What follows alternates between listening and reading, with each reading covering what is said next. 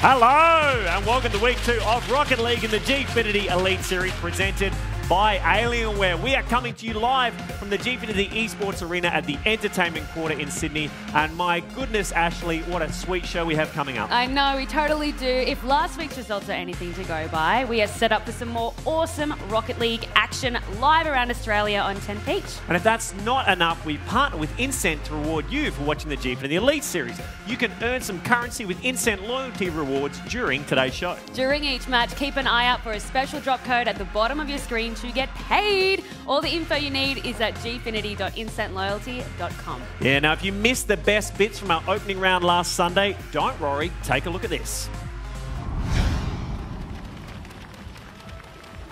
Sydney Raw, Melbourne Order, the first game here of the Gfinity Elite Series for season number 2. He did enough there. Oh, there we go. Illusion, the pop-up from Sydney Raw. That'll do it for game 1, and Melbourne Order, not the start they wanted, but Sydney Raw are going to be happy with that.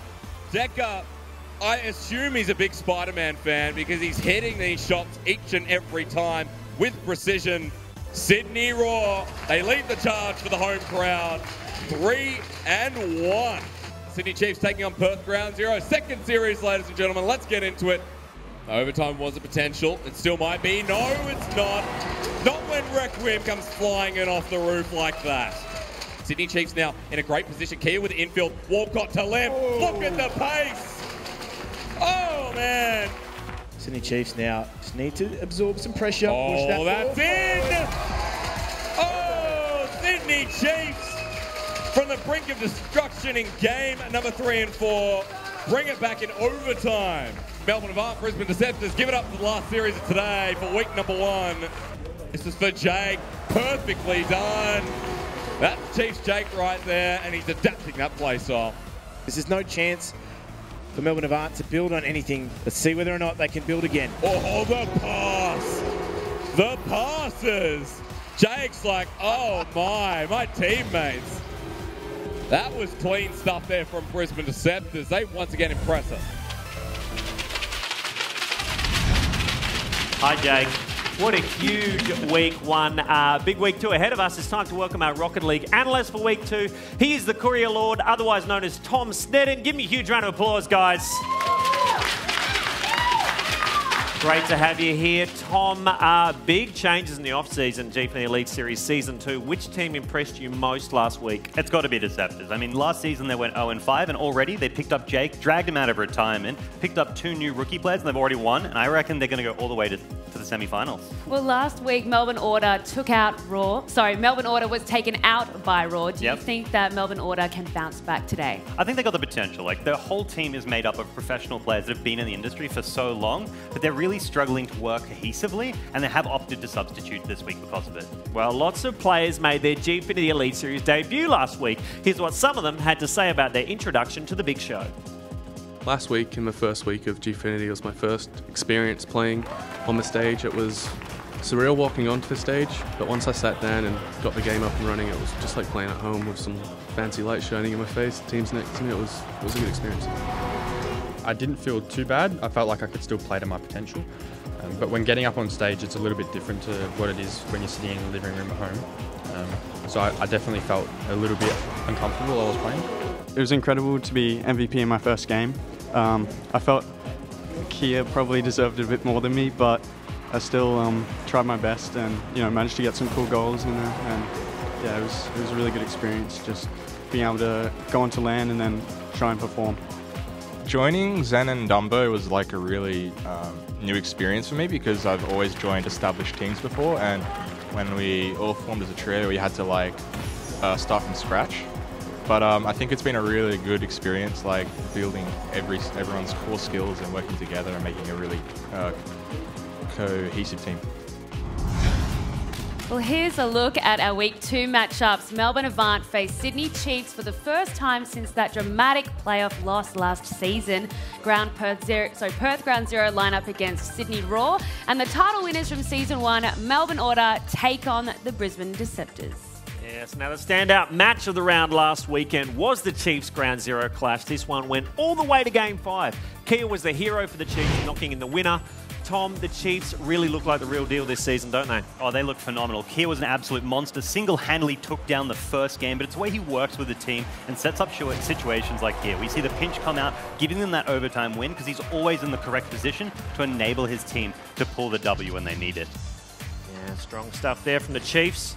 Are you confident in them this week? I'm very confident with the way they perform. The fact they've stepped up, they picked up change, the whole roster is going to be hitting hard. Yeah, okay. Well, according to the guys, there was no panicking when the decider went into overtime. They just took it all in their stride.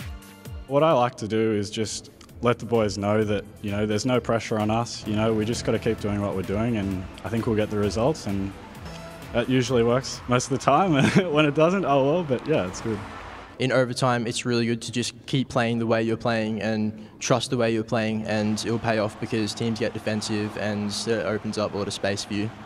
In that overtime, Kia was talking to us and trying to calm us. So yeah, the pressure's all on the other team. So yeah, we just try and chill. Oh, Sydney Chiefs from the brink of destruction in game number 3 and 4.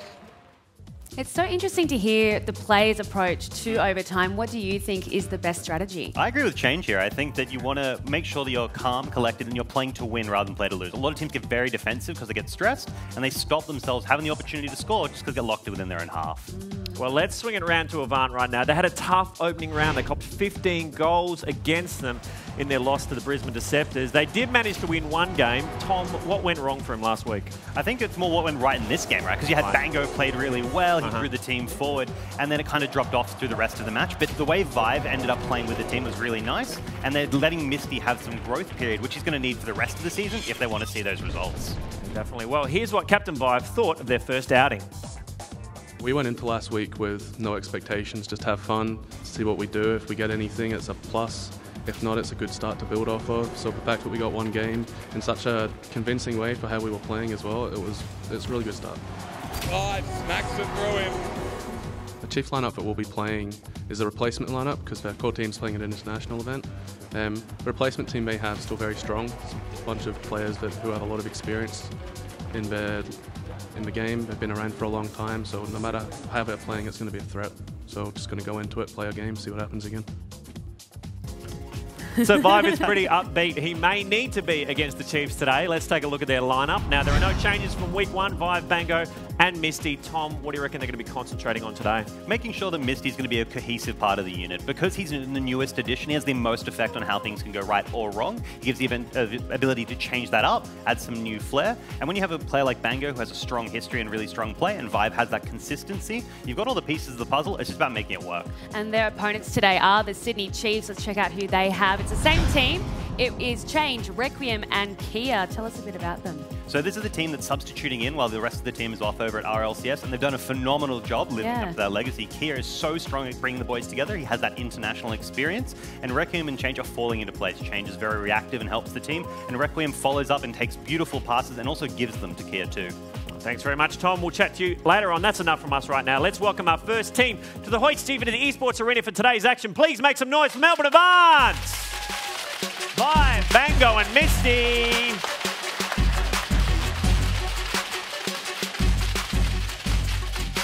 And now give it up for the hometown heroes. It's the Sydney Chiefs.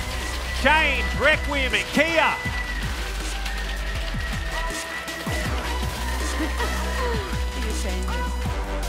Now, we'll be back real soon with Melbourne Avant and Sydney Chiefs. Don't forget, it is Remembrance Day today, so wear a poppy and take a moment to reflect on the men and women who fought for Australia. We are very lucky to be here. We'll be back right after this. Don't go anywhere.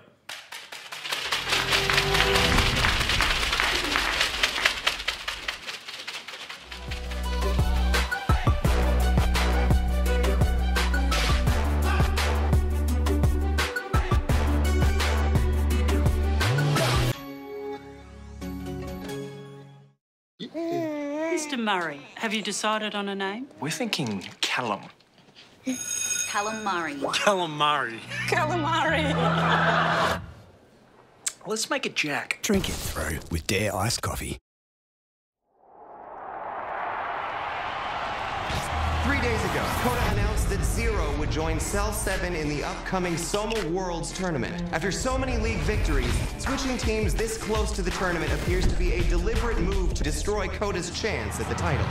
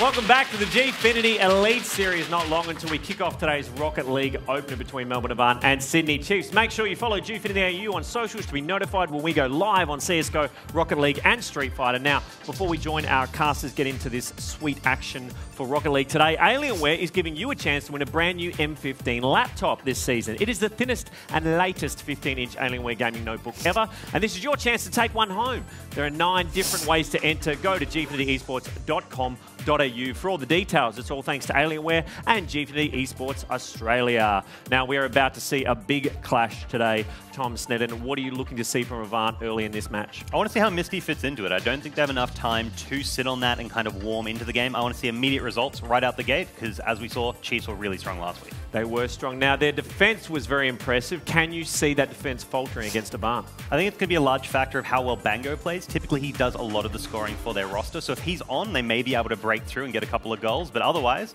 I'm really looking forward to see how Chiefs hold up. So do you think it's a Chiefs win? I reckon Chiefs are going to pull it. They've just done such a phenomenal performance, especially the Kia Requiem combo. It's been unstoppable. One-sided balance. I reckon it'll be 3-1 maybe. I reckon 3-1 to Chiefs. Big call from Tom Sneddon. And that's enough from us. It's time to get into our opening match. It's a big welcome back to James Cowan. And joining the team for the first time this season, it's Alex Foldy. Give him a big round of applause, guys. Let's get into it.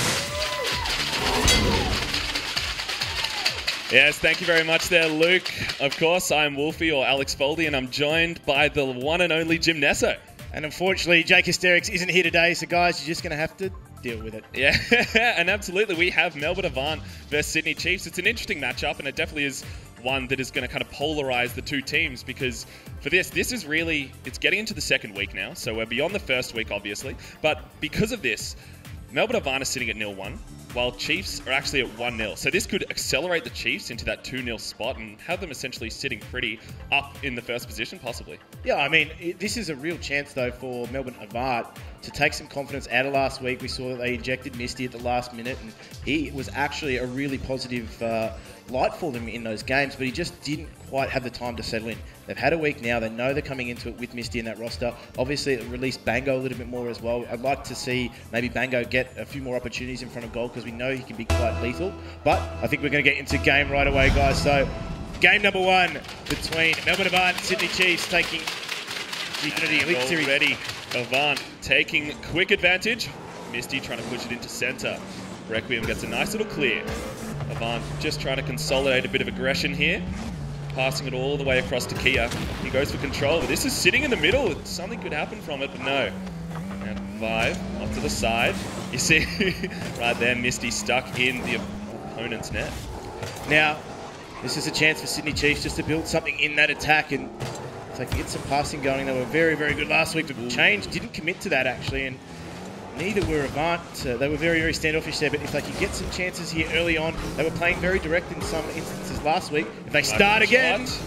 Kia tried to take one quick and early away from the Chiefs. Change layering on the pressure as well. Sydney Chiefs seem to have woken up for the first minute of this game. Change trying to intercept that challenge there. Avant trying to work their offensive now. Bango pushing it ahead. Trying to pass across. Goes for the solo play, but Misty is there to follow up. Takes a quick shot, but no. Now Requiem has control. Retaliation from 5. Kia off the back there. Bango trying to push it away. Change ready to receive. Kia bumping the opponent out. No boost. The quick shot happens, but Change just trying to make something happen. Change has done a great job here just trying to lock that ball in, and if Kia can keep that ball just bouncing around as well, they're going to really just ask those rotations to do some work. But Change, again, just harassing that defense. Avant, they need to release themselves from this pressure. They have momentarily, so they can regain some boost. But Sydney Chiefs are going to build again. Mistake from Melbourne Avant. This could happen for Sydney Chiefs. The pressure is still there. Requiem tries to pass it across. It works out. Change sitting in the center. Kia passing it back. Oh no, this could happen for Avant. Pushed away. Change trying to make something happen in defense. Knocked away. Quick shot on net. Goes just above. Great block from Kia. Bango passing it down. Requiem has to get up to this ball. He does. Now Kia jumps ahead. This could be the chance for Avant. Gets pushed away, but 5 keeping it in center. Sydney Chiefs need to find the clear, and I think they might be able to. Change. It's the aggression now. There were some really tense moments there for Chiefs. They had no momentum on the ball. They couldn't clear it. Thankfully, they get that release, and they now get to build some pressure of their own. Kia pushing it forward. Sydney Chiefs. Here we go. Change. Touching it across. It's cleared away from 5. Kia wanting to make the opportunity happen. Intercepted. That could sit right in net. No, it goes just above the net there, sitting on the post and bouncing down. Well, that was a close call and just a few tense moments there, but this game so far has been really end-to-end, back and forth. There hasn't really been long periods of sustained pressure, has there, Alex? So feels like just a game of ping pong, back and forth, nothing quite happening. But Bango, so close. But Kia, the timing on that defense is just what they needed. Yeah, really got them out of jail with that. And Avant, there's some positive signs there. I'm liking this, the way that they're pushing that ball around, but also... Accepted by change. Misty off to the side, Kia. Sydney Chiefs getting very close, but both of these teams seem to be sitting nice and pretty. Vibe waited. But there's a double commit from Chiefs. It's an open net. Can Melbourne Avant make something happen? No. Kia retaliates. It's on the backboard. There's a miss from Melbourne Avant. Gets intercepted by change. Sydney Chiefs layering on this pressure. Melbourne Avant have to find the clear. Bango off to the side. It's not the clear he wanted, but it's the clear they'll get. And this could happen now. Bango goes for the solo play. Nothing quite happening. There was a moment there where 3 Avant players were literally sitting in the same pocket. And I mean, one misdirected ball and they are in trouble, but Change is doing some great work, really releasing his 2 teammates. Kia has been instrumental with his bumps and demos, and one happens right there. And this pinch could actually open up the net, but no! Wow. The defense from Avant is just there. Can the retaliation goal happen? Misty, he backflips instead. Unfortunate, but the pressure is still there. The shot, the follow-up isn't quite there. Melbourne Avant almost had the golden opportunity. And 2 chances there. Avant had played super direct and they needed to again. But Bango just misses. And Chiefs, they're actually going to get a counter goal here potentially. Again, it's off the side post, but the follow-up from Change. Sydney Chiefs open up the net. And that was great from Change because he has gone and done a lot of hard work. Finally, he gets rewarded for it. And that's a nice, easy open net as well. You love gifts like that. Yeah, you saw both offensive players from Sydney Chiefs there, and Change was just like, thank you, sirs, and goodbye, Melbourne Avant. With 30 seconds left and with the game that has happened right here, I think that this is going to be Sydney Chiefs taking the first one. Yeah, I mean, that being said, we have seen good periods of pressure from Avant. Just hasn't come with reward yet. So 23 seconds left. They've got limited time to craft something. And again, Sydney Chiefs on the offensive. Kia off to the side. It looks like an open net for Requiem. He can't quite make it though. Bango goes for the solo play. Melbourne Avant still again on the back foot. 9 seconds. Counting down the clock. Melbourne Avant want to make this happen. But it looks like Sydney Chiefs have all the aggressive pressure, and it looks as though Sydney Chiefs are taking the first game. And they look solid from start to finish. I mean, in terms of those early stages of the game, both teams are really end-to-end. They really couldn't lock that ball in, sustain pressure, and keep building from there. But, I mean, Change, he got rewarded for his hard work. He was in the mix all the time, pressuring that defense. They weren't able to get out, and eventually he got a reward in an open net. You really have to compliment their rotations there, because in order for Change to actually be in that position, he recognized that the opportunity was going to happen. And it was really good to see the quick opener, because Kia and Requiem got the quick shot, and the defense from Melbourne Avant was not quite there. And the interesting thing about that play was one counter-attack followed by another counter-attack, and Chiefs were the ones to, I guess, benefit from that the most. Yeah, see, both of these teams, they are doing a lot better in defense than offense for that game, and that's why those retaliation goals would happen, because they would overcommit in offense, leaving the net wide open. I mean, we joked about it in, I guess, the pre-game discussions we had, that we thought there was potentially going to be some triple commits coming out from some of these teams, just in terms of like their communication. And yeah, the first game, you can't really read into the series by looking at the first game, because a lot of the teams are just trying to work each other out, trying to establish themselves as well, get into the rhythm. It's a big stage, bright lights, as Vibe said. A best-of-5 series, the first game usually doesn't actually tell the full tale of the entire series. And the good thing about it, though, is this means that Melbourne Avant have a good opportunity now to really cement their mark within league play here. That's right. I mean, they'll be looking to, I guess, take now from game 1 and take that into game 2. They need to know that they're doing the right things. They're putting the ball in the right areas. They just need to, I guess, put the finishing touches on and take a goal from it. They built good periods of pressure. They just weren't able to reward themselves with that final touch into the net. Getting 80% of the way, and they just need that last little 20%. Melbourne Avant on the back foot. Sydney Chiefs 1 game ahead. Requiem with a quick little shot. Misty now having a bit of ball control. Oh, and it works out. Sydney Chiefs. Kia having to clear this one away. A nice little pass to Requiem. Bango's there to challenge it. Melbourne Avant really taking the front foot here, wanting to keep the pressure, the pass, but Bango actually backed off, and it might actually work out. Passing across. Again, going for those passes. I was going to compliment him on a nice little passing play, but it wasn't that third touch, and they needed that, and it would have been a nice early start for them. But now they're in defence, and they need to get that ball out. Mango trying to clear it away. Requiem actually gets a beautiful shot. Sydney Chiefs again get that first goal. And this was just a nice piece of finesse. What a touch there, that redirect. Kia and Requiem, they combined so well in week 1, and they're doing it again in week 2. They complement each other, and they see it right there. The 1-2 wombo combo. Sydney Chiefs, the practice, the effort really going to show.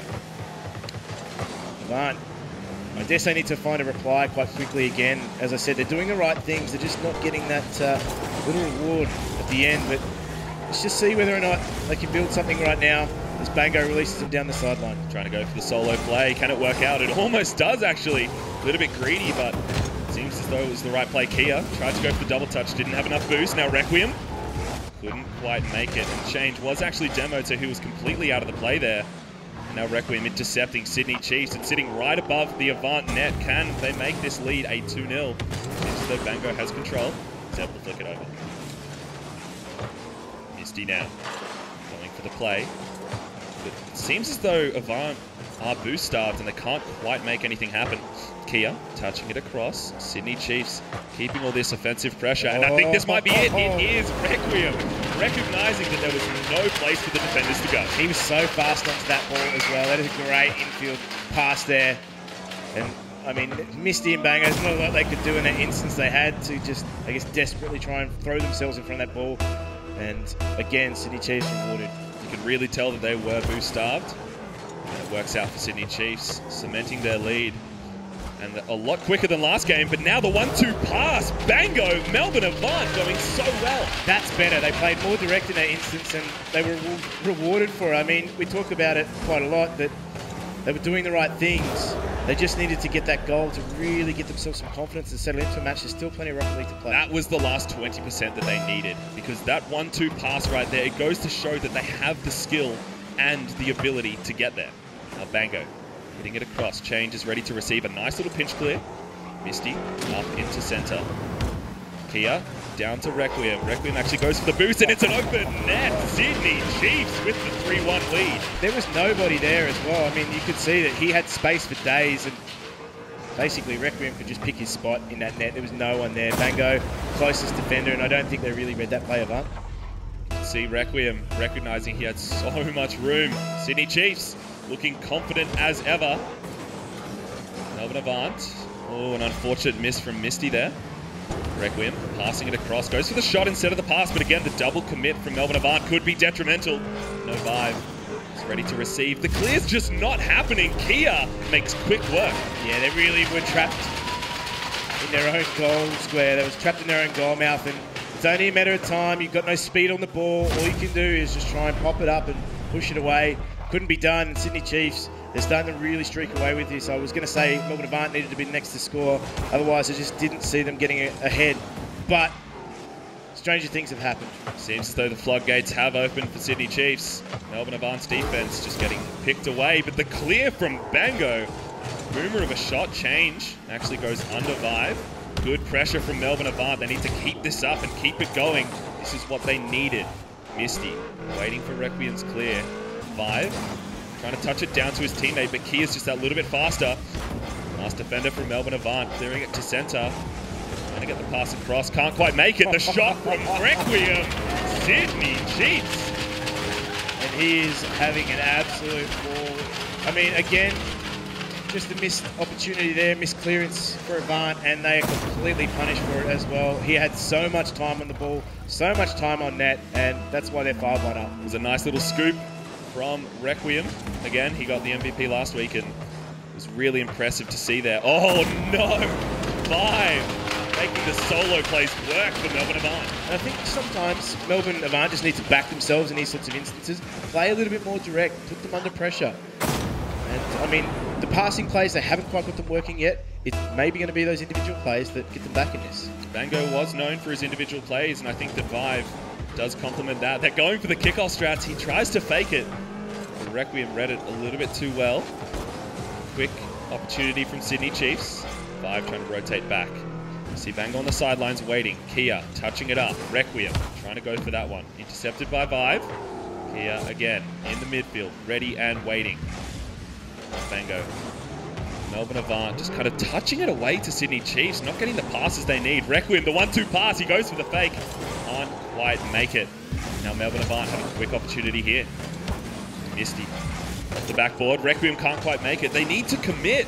Melbourne Avant, they're just playing a little too hesitant. You are 3 goals down. You need to go for it. Oh, that ball was always going to bounce in an awkward position as well if they didn't get to it and push it into that backboard. But you can see Sydney Chiefs, they do get themselves out of danger now, and that is actually a really dangerous touch if it's not dealt with. Melbourne Avant, again, they built some pressure. They just needed to look for that next pass, that next play. They're only playing at 80%, as you would put it, Alex. That's right, Sydney Chiefs. 3 goals ahead, and with a minute left in this game, I'm pretty sure Sydney Chiefs are walking this one out. Seems as though Requiem is ready to defend. He makes it. Change off the sideline. Trying to touch it away. I think regardless of what Melbourne Avant can do, I don't think 3 goals are going to happen in 45 seconds, Jim. You've really thrown the gauntlet down for that one, haven't you? You really left yourself open to be embarrassed potentially. It is the cast a curse. And there is a crossbar shot. Nope. I am safe. I'm not safe. Now. Oh. 5 off to the side. Melbourne Avant getting so close to making those goals happen. But Requiem solidifies the lead for Sydney Chiefs. And that is a bread and butter play for him as well. Just easily able to put that one in after it touched the backboard. And he's having an absolute ball right now, Requiem. He's sitting there pretty. And I think he's actually got 5 goals. He does have an impressive scoreline right now. Sydney Chiefs have played so well and so clean, and it is fantastic to see the passes happening. The pinch off the roof from Requiem. Now Change tries to go for it. Sydney Chiefs, they are going to sit 2-0 up in this game. Melbourne Avant, very, very scary right now in their position with a 0-2. They have to do something, and Bango is able to pad his stats. That's it. At this stage, it's only a consolation goal for Avant, but I mean, from them, they need to, I guess, take some positives a little bit more and push forward. They are, I guess, in terms of the matchup, a little bit slower than their opposition too, and that's really hurting them in a lot of these instances. If they get that passing play connected, just be a little bit faster on that ball, I think that's going to do them a world of good. They do definitely need to sit there and realise that they can make the comeback. They can make this reverse sweep happen. They just have to believe in themselves and actually commit to the ball instead of kind of sitting there half-hearted. Maybe channel some Chiefs. That's right. If they can be the budget Chiefs right now of the actual overseas Chiefs, they could actually make miracles happen. And unfortunately, that one does not go the way of Melbourne Avant. Sydney Chiefs, though, they're looking strong. Melbourne Avant can take some positives from that match, Alex. I mean, they showed some signs where they were going forward. They were building good areas of sustained pressure. I mean, you're looking at that. Requiem, 5 goals. He was an absolute live wire for them in every instance. An impressive showing for sure. Sydney Chiefs with a 2-0 lead. We will be back very, very shortly after this quick commercial break. We'll see you soon.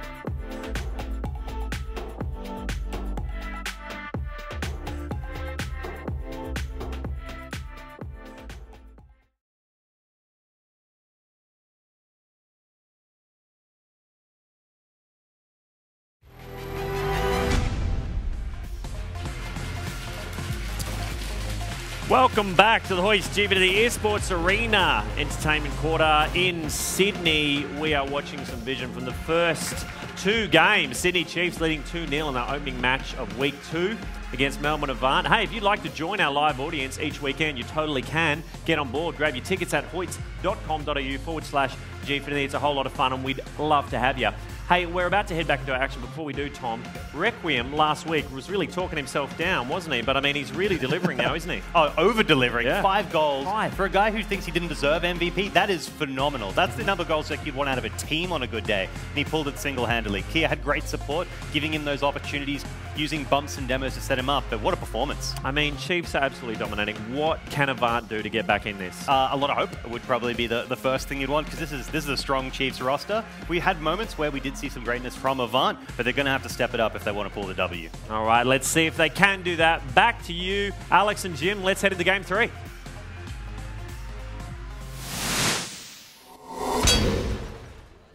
G'day and welcome back. Of course, Wolfie and Jim Nesso. And look, game number 3, it's all on the line here. Series point now for the Chiefs, and they've got some work to do ahead of them. As Melbourne Avant just try and hold on, see if they can reverse sweep and take something out of it. Even if they bring it back to that 4th and 5th game, they might just earn themselves a point for doing so. But at this stage of the series, it could be very, very crucial for them. Very, very crucial in that league stage. Well, Melbourne Avant on the back foot. This is their opportunity to turn it all around. Sydney Chiefs, the pass across to Misty. Can't quite make a connection. But Requiem trying to pass it away to Change. Doesn't quite get those shots. The passes are there though, so the good foundations of that aggressive play really working out. And again, just looking to sustain some pressure here, Kia. He's looking to connect with Requiem, can't quite find him in that instance. And Melbourne Avant, they may have themselves an opportunity, but a demolition on Vive really puts a sap on that attack. Bango trying to pass it across to Misty. The shot that Kia was there to intercept. Now Change. He's gone for the roof shot. Gets a nice little air dribble. Beats it past his teammate and the defender. Misty, couldn't make the connection. This could be the opportunity. Change. Off to the sideline, but no one to follow up. You see, Requiem and Kia, the 1-2 combo, they are there. But Vive couldn't quite make it. And they're looking good at the moment. This is Avant, they need to clear this ball. Again, they're just constantly putting it into the same area. Misty, great save, but it's just straight into the path of Change. And he will happily oblige there. They really struggled to clear that ball, and they were made to pay. Well, he did it last game, and he's done it again. Change, right place, right time. Sydney Chiefs are now 1-0 lead in the 2-0 series scoreline. And they're sitting pretty. They are sitting pretty right now, and that is a completely missed kickoff. I'm not sure what happened there. Vive will be scratching his head. But they do clear it. And again, can't quite find that connecting play as Sydney Chiefs. They're really starting to, I guess, get their number over their opposition. They've had it in the past 2 games, but this ball again sits over the net. They need to deal with it. They need to move it on. Really struggling to get those passes going. See there, Requiem really wanted to keep his momentum. Now Kia goes for the double tap. Can't quite make it. A lot of misses happening, and it's pretty unconventional of both the Chiefs and Melbourne Avant to be missing as many balls as they have. And you can just tell the pressure is mounting for both of these teams. This is where they need to make sure, though, that they don't overcommit. They're only 1-0 down. They don't need to overcommit numbers. It's not a huge lead that they're really trying to surmount. They could surrender more goals if they do overcommit. You don't have to be a perfect player. You just have to be better than your opposition. And it seems as though Sydney Chiefs are doing a great job right now. Bango trying to pass it across, but the defender is there. Intercepted by Avant. Keeping the pressure on. Bango goes for the pass again. Requiem just that little bit faster in defense. Seems as though Melbourne Avant, and you said it yourself, are just that little bit slower. They are. Like that slower pace of play has hurt them in some instances. But that is what we need from Bango. And he's not going to miss those. He had his pick of the spot in the net. Making quick work of the defense. The change was not there. Bango intercepted in between 2 defenders from Sydney Chiefs and equalizes the scoreline. I said it in game 1, Avant have all the tools necessary to get the win here, and it seems as though it isn't too little too late right now. That's right, they just need to, I guess, rejig the blueprint that they've got going at the moment. They've got, as you said, the tools, and from that regard, they can certainly do some damage, but they need to clear that ball once again. It's sitting in the danger area. As Requiem follows up and he finishes it. Sydney Chiefs. Again, Requiem playing out of his mind. It seems as though Chiefs are having some really good results. Just pushing that ball straight back into the danger area after it's been cleared. Because I think Melbourne Avant, they move on too quickly from the goal square. And that is really hurting them. They don't have anyone home. One thing that I'm really noticing from Melbourne Avant is their clears and their touches are sitting in centre. They're not across to the side where it's a lot safer. It's sitting in centre, and Sydney Chiefs, you know, you see it with change and then you see it again there. Sydney Chiefs are sitting pretty. That's right. They're doing the hard work for Chiefs. They're passing it infield for them. Sydney Chiefs now on the aggression and change. Takes a quick little shot. Bango. Pass across. Kia gets the touch he wants. 5. Nice little clear to Bango. Pass to centre. Misty was there but couldn't quite make the touch. Now again on the backboard. Requiem is ready to defend it and he gets the double touch there. Oh, the follow-up from Sydney Chiefs. There's no defender in net. Requiem dodges to the wrong side. Let's just see if now they can capitalise on a counter-attack. They can't. It's Bango. Crossbar, not his friend. It's the second time it's happened in this series. Bango gets an amazingly fast-paced shot, but it can't quite connect in the goal.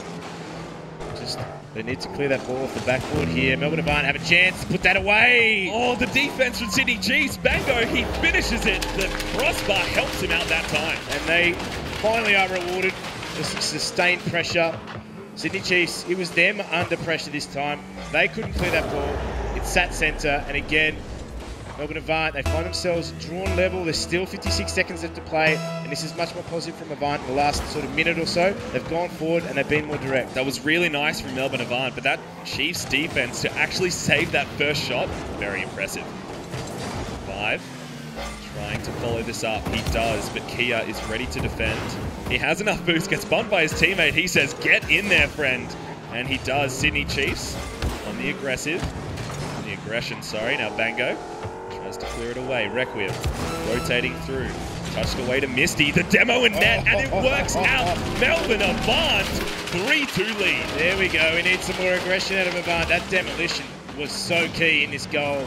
You remove the goalkeeper, and you give yourself every opportunity. And Avant looks so good in this last minute and a half. Well, Bango is known for his solo plays and also his aggression in making those demos or the bumps, because that's what makes him, that's one of the things that makes him such a good player. Now Requiem passing across the chain. And they just need to make sure that they clear their lines better in this last 16 seconds. They've got a good chance on the counter. They just need to make sure that they can lock in the Chiefs. Net. Can Kia finish it off? No. I think he can. Sydney Chiefs have equalised this game. Oh, just as we were talking about how much good work they've done, they committed too many numbers up the pitch and they were punished entirely. Kia just getting that last final touch because everybody at that stage was out of boost. Both of these teams not letting go of this series. Sydney Chiefs want to close it out and Melbourne Avant want to claw their way back into it. Requiem. Shot across. Can he finish it off? And this is series point, as we said, for the Chiefs. They've done the good work in the first 2 matches. They've done the hard work. They're 2-0 up. Avant have actually had to work themselves to get back into this match. And they need to do even more work now if they want to try that reverse sweep. Feels like it could go any way right now. But Kia, he has an open net. Can you recognise it? He can't quite make it. The defence from Melbourne Avant. What a save. Wow, that is somehow kept out. And I thought for a moment there, Kia was going to be the one to just put the final nail in the coffin. Couldn't be the one to do it, but they survive for now, Melbourne Avant. They hang on by a claw. Now Requiem off to the side. Sydney Chiefs wanting to close it out. The good push, but it seems as though Melbourne Avant are on the offensive. Such a back and forth game. It's sitting above net. There are so many players up in the air, but none can quite finish it off. That was a great challenge from Bango as well, just to remove that danger and use that backboard to get it out. Otherwise, that is an immediate threat on goal. Kia trying to touch it away, but Misty gets to it. 5 goes up the wall. He gets the touch he wanted. Bango gets the demo. It's an open net. Where's the offensive from Melbourne Avant? Can't quite make it. Sydney Chiefs get it cleared. It's a moment of respite. Now they're trying to make the offensive plays. 5 intercepts it. The pass across to Bango. This might be it. But Melbourne Avant, again, can't quite finish it either. No, he's just shooting too high at the moment. Sydney Chiefs breathe a sigh of relief at the moment. They still have that ball to deal with, though, in their own third. And it's a danger pass here. 5 seconds to that challenge. Change does a great job. The infield pass is good, but Bango just pops it up. Chiefs are dealing with this pressure right now. 5, touching it across, wanting to make these aggressive plays happen. The challenge works out. Bango off the sidelines. Requiem receiving this ball. Now Misty trying to pass it across to his teammate, but it seems as though Change is intercepting. Can't quite make it. A good little touch from Vive. Now Kia across to Misty. Up it goes. This could be it. Change. He sees the open net. He closes it out. Sydney Chiefs take the series 3-0. And you can see as soon as that ball was passed across, it was written in the stars. Change was going to take that every day of the week, and he looks so consistent in this series. We talked about what he brings to this team, and he brings consistency. I love the confidence, though. As soon as he saw it go up, he goes, yep, this is mine, sees the wide open net, and bangs it right into it. Positives, though, from Melbourne Avant. We saw better production out of Bango and Misty as well. And I think they need to just hold their heads high. That third match is what I wanted to see from them in Game 1 and Game 2. They didn't quite find their feet until late. And unfortunately for them, it was just far too little too late. It was kind of weird, though, because I felt as though some pieces really fell into place and others kind of fell apart. Where their offensive got a lot better, but their defensive really fell apart. And it kind of felt like a bit of a weird trade-off where you had one or the other. You couldn't really have it all. That's it. And I mean, it's time now to reward you for watching, and of course that is through Incent, our loyalty partner, guys. The drop code is going to be up on your screen. Make sure you go to gfinity.incentloyalty.com, pop in that code at the bottom. I believe it's GSaviour. That will reward you for watching, guys. But don't worry, if you're going to the website, you can still view the matches all through the online platform. And here, the highlights, Requiem to Change, and he finishes it off. And I think this is going to be, to be honest, the Requiem highlight reel. If we look at highlights of this series overall, it was all in the right areas. But Game 3, it was Bango really coming to life. We saw finally from him, I guess, some of the potential that he possesses. Now, quite a while back, he was sitting at the top tier, at the very top of OCE Rocket League, and this is still the top tier. You can't ever discount that at all. He was at the very top of the tree, and I think, you know, everybody knows that his potential still lies there, and I think he just needs to rediscover his mojo a little bit. That from Melbourne Avant, for me, was going to be always the key to victory. Misty and Bango's production, you could see there in the end, that goal there, that really stung for Melbourne Avant. They were building good momentum up until that. It still is early days, so this is still week 2, but you can see that there is the opportunity for Melbourne Avant to grow as a team and actually to really improve as, well, both the individual play as well as the team play. Because again, we kind of said that, you know, 80% of all of it is there, but it's just the last 20% they're missing. Yeah, that's right. I think they just need to tweak that recipe a little bit, and they'll be in good stead for the following weeks. Well, I think Ash is waiting in the wings, and I think we'll head directly to her now. Hey, thanks guys. Yeah, I'm hanging out here with Change. Now, you guys absolutely dominated. It was some great gameplay from you guys. Was your focus mostly attack today or defense? What was your strategy?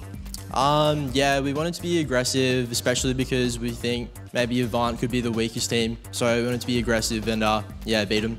So you guys are drafting players at the moment. We've got the core roster coming back into the fray. Do you think that they can continue your win streak? Because you guys have won 2 back-to-back.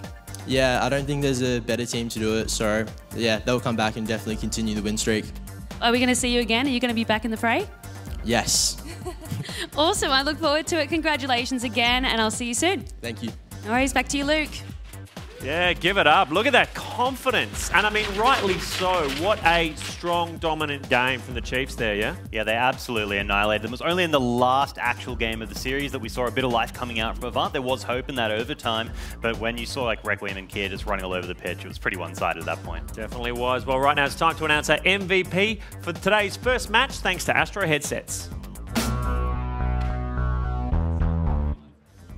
So this season, there's a new point system for our overall Astro headsets MVP. Our analysts will give points for the best performers in each game. A tally is going to be kept, and at the end of the season, the player with the most points wins an awesome prize from Astro. Tom, tell us who are the MVP selections for this first clash between Avant and Chiefs. Who gets the points? Well, I think the honourable mentions that I'm going to have to go to straight off the bat is Bango gave a lot of life to Avant, which is really helpful for having that defense and a bit of offense. Then we have to go straight to Kia for setting up some great goals, had 3 assists in one of their pivotal ones, but it has to be Requiem, right? He was absolutely phenomenal. That's another MVP to him. He has been so good at just locking teams out. He's doing the passes, locking in the goals himself. This kid needs to give himself more credit. Some incredible young talent we're seeing here in the second season of the Gfinity Elite Series. Well done, Requiem. You are the MVP, Astro MVP for that match, Requiem. Congratulations. Awesome headsets, and communication is so important when you're playing Rocket League, so get stuck into that.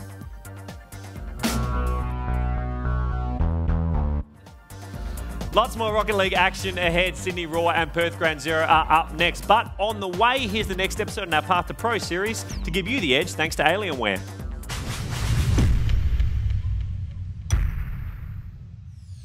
Hi, I'm Jake from Brisbane Deceptors for the Gfinity Elite Series, and I'm here to guide you on your path to pro thanks to Alienware. You want to judge a player on their impact on the pitch, so goals and assists are really good for that. However, shots and saves aren't as important when you want to judge how great a player is. When you want to evaluate a local player, you want to look at how well their team is achieving, because at the end of the day, that is the main success for a player, is how good their team is. Then you want to look at their impact on the team. How many goals are they scoring? Do they look like they're fitting in? Are they making sure nothing is too awkward? It's hard to see stats, so looking at results is the best thing. If you want to evaluate a player without looking just at their stats, you do have to look at their gameplay and really make decisions. Again, the signs of a great player is they're very consistent, they have a lot of impact, and they don't panic in tough situations. There's probably 3 things you need to do when you're really wanting to improve at a fast rate. Number 1 is watching professionals and trying to see what they do very well and trying to put that into your own game. The second thing is watching yourself play and then realizing what you're not doing. Again, it's hard to realize this unless you really focus on yourself. And then the third thing is just play a lot, just practice and try and implement these things. If you want to analyze replays, Rocket League has a function for it in the Extras tab. You can go into it and then you can look at yourself play, you can look at other individuals in the game play, or you can look at the game from a far back perspective to see how the team plays and how everyone's interacting with each other. Best of luck on your Alienware Path to Pro.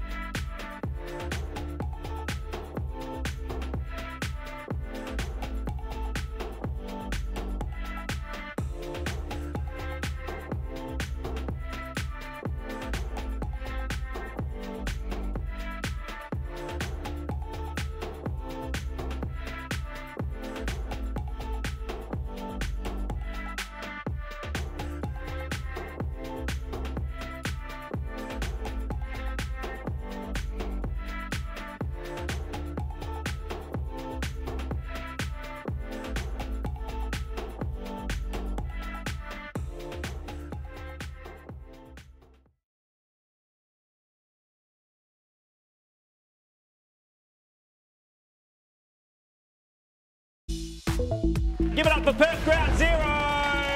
My gamer tag came from one of the a Counter-Strike player called Scream, and I kind of wanted like something in that genre, so I found Ghost and just stuck with it. I've been playing Rocket League for like competitively for like a year and a half now, but I've been playing since the game came out. I reckon my best skill at the moment is probably shooting and just being ready for the ball. Ghost again, that's a powerful shot. What I love about Rocket League is just like cars and like soccer combined, just perfect. And it's a fast-paced game. It's really good. The best thing about my new team is that we're not just teammates, we're more friends now. So like it feels like a more better like environment. A Rocket League car I would drive, if I could drive it on the road, would be the Takumi probably. It just looks cool. My expectations for this season is definitely top 4, and we'll see what goes from there. How good is Ghost? He bagged a hat-trick in one of their games last week, but went down to Chiefs in the end. We'll see how they fare in just a sec. Now, don't forget, Alienware is giving you the chance to win a brand new M15 laptop. This season, you can enter by sending through a selfie from the Alienware activation zone here at the arena, or if you're watching our coverage at home, go to gfinityesports.com.au for all the details. Now, next up, Perth Ground Zero are taking on the Sydney Raw. Tom, talk us through Ground Zero's lineup this week. Oh, they have a great lineup. I'm really excited to see how they're going to be going through it today. We have the Walcott-Lim combo, which they've been using on and off the season, so they're going to have a lot of practice with that. But they've also added Ghost, who's going to be really pivotal. He mixes up their playstyle, allowing them to be a lot more aggressive, and there was a huge change where they swapped him out for CGM, where they immediately felt a lot more control over the pitch. It fixed up their rotations because he plays so close to the ball. Well, Sydney Raw grabbed the headlines last week. Their new recruits, Deca and Delusion, stood tall. Tom, what do you think of their starting 3 this week? I really love this team. So you have Talendina, he has that Gfinity experience, which is always good to see. Delusion was the Wonder Boy. He's kind of a guy you put on a team and you have an expectation they'll instantly make top 4, depending on how the cohesion is. And Deca's a really good supporting player. He's someone you put into the roster to allow the rest of the team to do whatever they want to do. Similarly to Change in the last match, where you're like, okay, Deca can support me, I can run forward. Yeah, definitely. Well, Delusion scooped up the MVP award in last week's win, scoring 7 goals. What was the secret to his success? A new car. So originally I played on Batmobile, you saw it in Season 1. After testing it for like 2 weeks, it's a really flat car, so it feels awkward and just like hard to drive around the field, but it gets good hits. And I felt like I couldn't play fast in it, so I made the switch 2 weeks before this competition to Octane, and it ended up being the right one because I can play much faster. My mechanics, they feel unleashed now, and I can still hit the ball as hard, and it just feels much better than the Batmobile. I mean, 7 goals last week, Tom. He really delivered, didn't he? It's terrifying that he was already fantastic and he's found a new car to play even better. So the fact that he's going to be bringing more and more goals to the pitch is going to be great. And the way he works with teammates is something that's really pivotal, that you don't always have that scoring potential that he can bring forward. You can see that his teammates are always nearby, ready to support him when he does come forward in these situations, which means even if he can't get the score, he can start setting up a pressure play that they're happy to follow up for him. But he's always there close to the play and enables these great scores and very high scoring games for them, which is good to see. I mean, he was dangerous last season with his amazing aerial work, so it's really exciting to see him even more on form, isn't it? Yeah, and it's scary that he's going to be improving. Like, if it is true that that swap over to the Octane is going to be a big deal for him, we're going to see them just blow out, and again, top 4 finish is looking very easily inside. Definitely. Well, it's time to bring the teams out right now for our second match of the day. Give them a big hometown welcome, guys. Go nuts for Sydney Raw! Deca, Delusion, and Talendina. And keep it going for their opponents today. It's Perth Ground Zero. Ghost, Lim, and Walcott.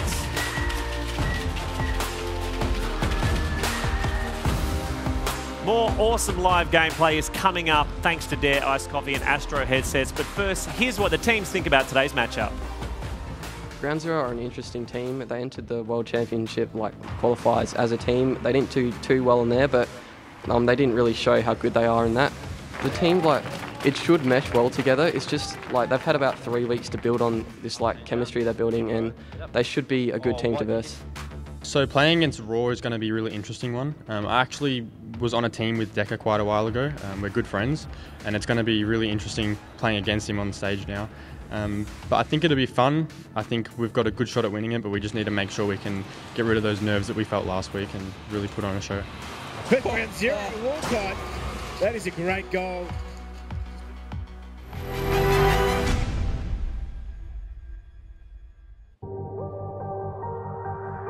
We create machines that make every experience more intense and real. We're With Intel Core processors so powerful, you can redefine reality. Because the best feature of a gaming machine is the power to make you forget it's there.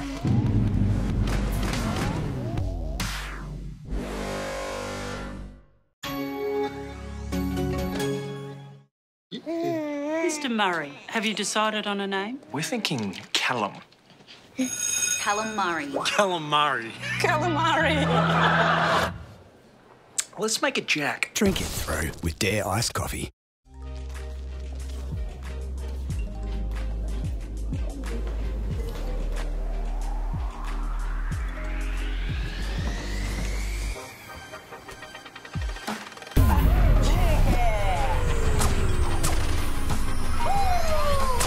Like it's nothing. Come on, better kick. Good job, team. Good job.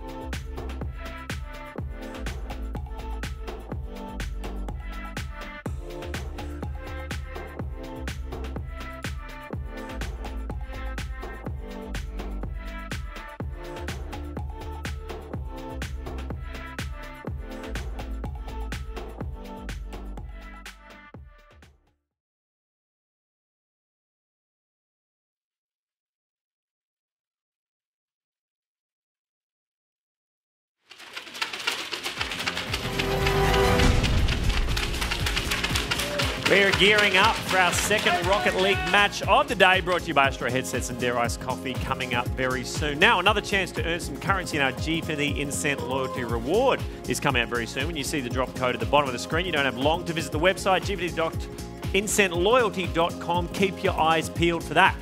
Courier Lord, this match, who do you think is going to take it home? Perth Ground Zero or Sydney Raw? It's going to be Raw. Yeah? Yeah, I'm pretty confident. I have full faith that Delusion, once again, is going to use those brutal challenges that he used to win last week, and his teammates are just going to be there to support him the whole way through. One-sided, balanced game. What do you expect? I reckon it's going to be pretty one-sided again. I'm going to go for another 3-1, but definitely in Raw's favour. All right, we will see how it plays out right now. It's time to send it over to our casters for match 2. Take it away, Wolfie and Jim.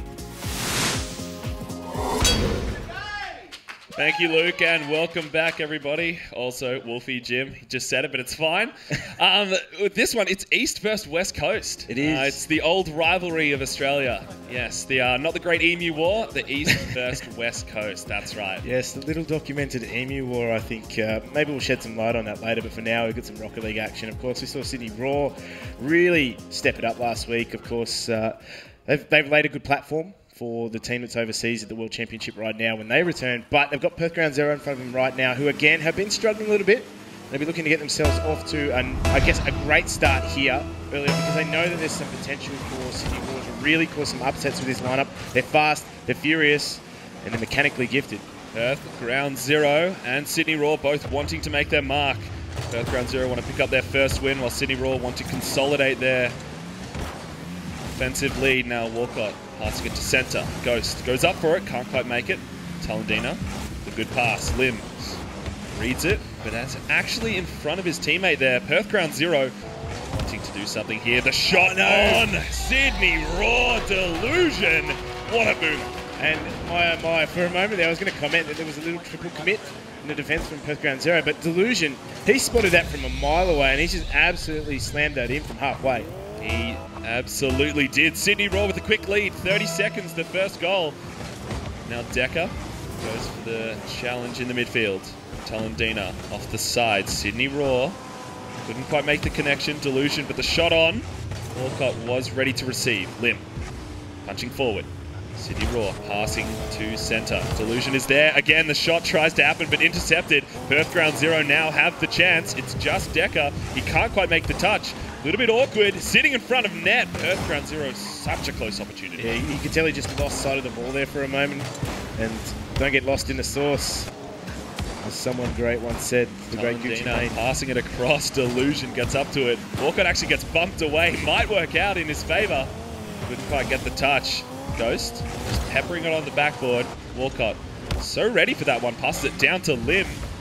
Perth Ground Zero. It was a wide open net for Sydney Raw. Ghost is the last defender. Decker, can he pass it across? No. Gets challenged away. Just trying to find their rhythm right now, Perth Ground Zero. Get those passes going, get the rotations going as well. And once that starts to flow, they start to look a lot more comfortable in the gameplay. You can tell as well, both these teams really keeping the pace so fast right now. Now Talandina, Sydney Raw make the 2-0 lead. And he has absolutely punished them there as well. You can see that he really capitalised on the fact that they had nobody tracking that. Walcott had over-rotated a little bit. And I guess he needed to stick to the back post a little bit more. I think Walcott was sitting there thinking that no one would come up to challenge it. Players from Sydney Raw a little bit too far away, but no. It's too fast. Delusion touching it off the side, trying to pass it up to his teammate. Talandina's there, opens up the net. Sydney Raw punching away at the defense from Ground Zero. And Talandina, as I said in Season 1, has the best name and best alias in this entire competition. And he's had an absolute field day so far in this game and really, really punished Perth Ground Zero for what has been some very, very questionable defense. Sydney Raw played so well last week and they're continuing with the fast momentum right now. Decker passing it across to Delusion. You see there's always a pass, always a player ready for it. Talandina has control. Pass it actually to centre. Goes off the roof, but no, it was an open net. Ghost gets the touch. Walcott can't quite make it. Perth Ground Zero are back in this game. And this is Ghost's strength, this ability in front of goal to just convert, put it away. Now, it wasn't an easy shot to make. He still had to get past Delusion, who had no boost to really get up to it, but he converts. They get themselves in a much-needed goal. It was a very smart play from Lim. Actually goes for the backboard instead of the shot on. You can see both defenders jumped up for it and were so not ready for the following finish. He needs to deal with that once again. Lim put it on the backboard for himself and had to clear it. Decker now leaves it for Delusion. Just push away, and Lim can try and shut that down. He opts to go for the boost instead. Walcott, I think Perth Ground Zero here, they've got their passing game looking a lot better in the last minute or so, and that's really helped them, but they need to start, I guess, backing themselves a little bit more and passing from out the back. Now Decker trying to challenge in the midfield. Ghost across to Walcott. The offensive plays are there from Perth Ground Zero, but Decker shuts that down and says, no you don't. Makes it a 4-1 lead. And they left nobody at home there, and that touch really left things wide open for Decker, and he's not going to miss that. It's a fantastic intercept, and it works out so well for Sydney Raw. Must be sitting there smiling to themselves thinking, we have got this game in the bag. And I mean, we talk about Game 1 constantly, and a best of 5 series, it really doesn't go a long way towards showing, I guess, where teams are at in the series, but it certainly give you a good indication of who's playing well, who's not, who's slow to start. And Sydney Raw have been really, really fast starters, whereas Perth Ground Zero, they really have struggled to get themselves into a game. Now Perth Ground Zero, Walcott wanting to make the second goal happen. Couldn't quite get there. Lim across to Ghost, but it goes high. Decker off to the side. He's made these opportunities open up for Sydney Raw. Can he open it up again? I think he's found it. Delusion, the pass, the finish. Sydney Raw playing so well. Look at the patience here as well. Doesn't go immediately for that pass. Waits until he's committed 2 defenders and just slots it home. That is nice. I think Perth Ground Zero had no idea of how that play was going to work out. And for Sydney Raw, the smart, intelligent passes working out in their favour. Talendina picks up the ball, passes it across. Shot on from Decker. The triple commit. Talendina. Sydney Raw. You can see the smiles on their faces. Delusion says, what is their defense doing? You can tell right now they're sitting so pretty. That is actually a very unfortunate goal because that ball was cleared right into the back of Talendina and it went straight into the back of that net. So unfortunately for Perth Ground Zero in that one, 6-1, they're one away from that Brazil, I guess, but at the moment, they just need to find themselves some rhythm, get that passing game going, take it into game 2 and build from there. Yeah, I was going to say, they really need to take this game as a learning. They can essentially say that this game doesn't define the whole series, but it does make us aware of the mistakes that are happening on our half, as well as what we can abuse from Sydney Raw. I think from Perth Ground Zero's perspective, they haven't really showed their hand just yet. They haven't got themselves going. They have looked very, very, I guess, disjointed in some instances, and they've been punished for it entirely. That was a nice shot, the follow-up as well, and Sydney Raw have made it up Brazil with 55 seconds remaining. And there it is, the 7-1, as you said, the Brazil. But, I mean, from this point on, Perth Ground Zero are going to use this time, this 55 seconds, to just talk things out and go, guys, all right, what are we doing wrong? How are we going to fix it? Can we fix it in the, I guess, the back end of this game and take that into game 2? Yeah, it is definitely the defense that's leaving them a little bit sad at the moment, and it can quite easily be fixed. Yes, it does take some time and some recognition, but I think that all these players are smart enough to know what to do and how to fix it, and Walcott says that we're not out of this, I can make a play or two. Take some positivity, take some goals if you can, and this is exactly the approach Perth Ground Zero need in this game, because at this moment, they look down and out, they take a few goals here, they take some confidence, they talk out their problems, they get it sorted for game 2, and you really start to come alive in that series if you can get that sorted. Ghost now pushing it across. Perth Ground Zero actually on the offensive now. Sydney Raw couldn't quite get the clears in the last 30 seconds of the game, but I think they can sit pretty thinking that this first game is completed. But the aggression from Perth Ground Zero, they've really kind of turned it on in the last 40 seconds or so. They have, and I mean, as I said, it's a result of them just recognising this game's done and dusted. They're a little bit freer in that sense. They are potentially going to play a little bit freer. They really didn't take too many risks in their attack. This is a good positive play from Perth Ground Zero, but it's all about game 2 now for them. It was, a long time ago. It was all about game 2 because game 1 they were completely outclassed by Sydney Raw. Sydney Raw were much faster to every ball. There was a lot of intercepts as well, and they were really, really, I guess, outpaced. Well, consolidating on that, Sydney Raw, this game was over essentially by the minute and 30 mark by the end of it. But right now, honestly, Delusion, Decker, and of course, Talendina playing out of their minds. The passes, the shots on. It was very much a right place, right time, similar to what we saw last game. And I mean, these highlights from this match, Talendina, for me, was really the one that set them on the good path, set them up nice and early. And Delusion, I mean, he's going to do what he always does, and that's get into the right areas and put that ball into the back of net. But Talendina, normally not, say, I guess, a big goal scorer, because he does a lot to enable his teammates. But in this match, he was the one putting the finishing touches on.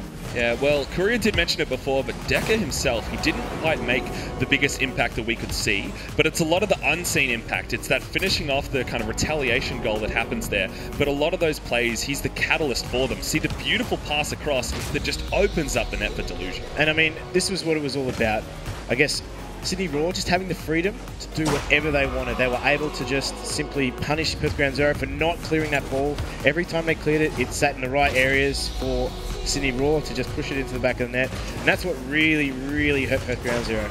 Perth Ground Zero, though, still they're down but not quite out. And after this short little break, we'll be right back with games that are going on from here.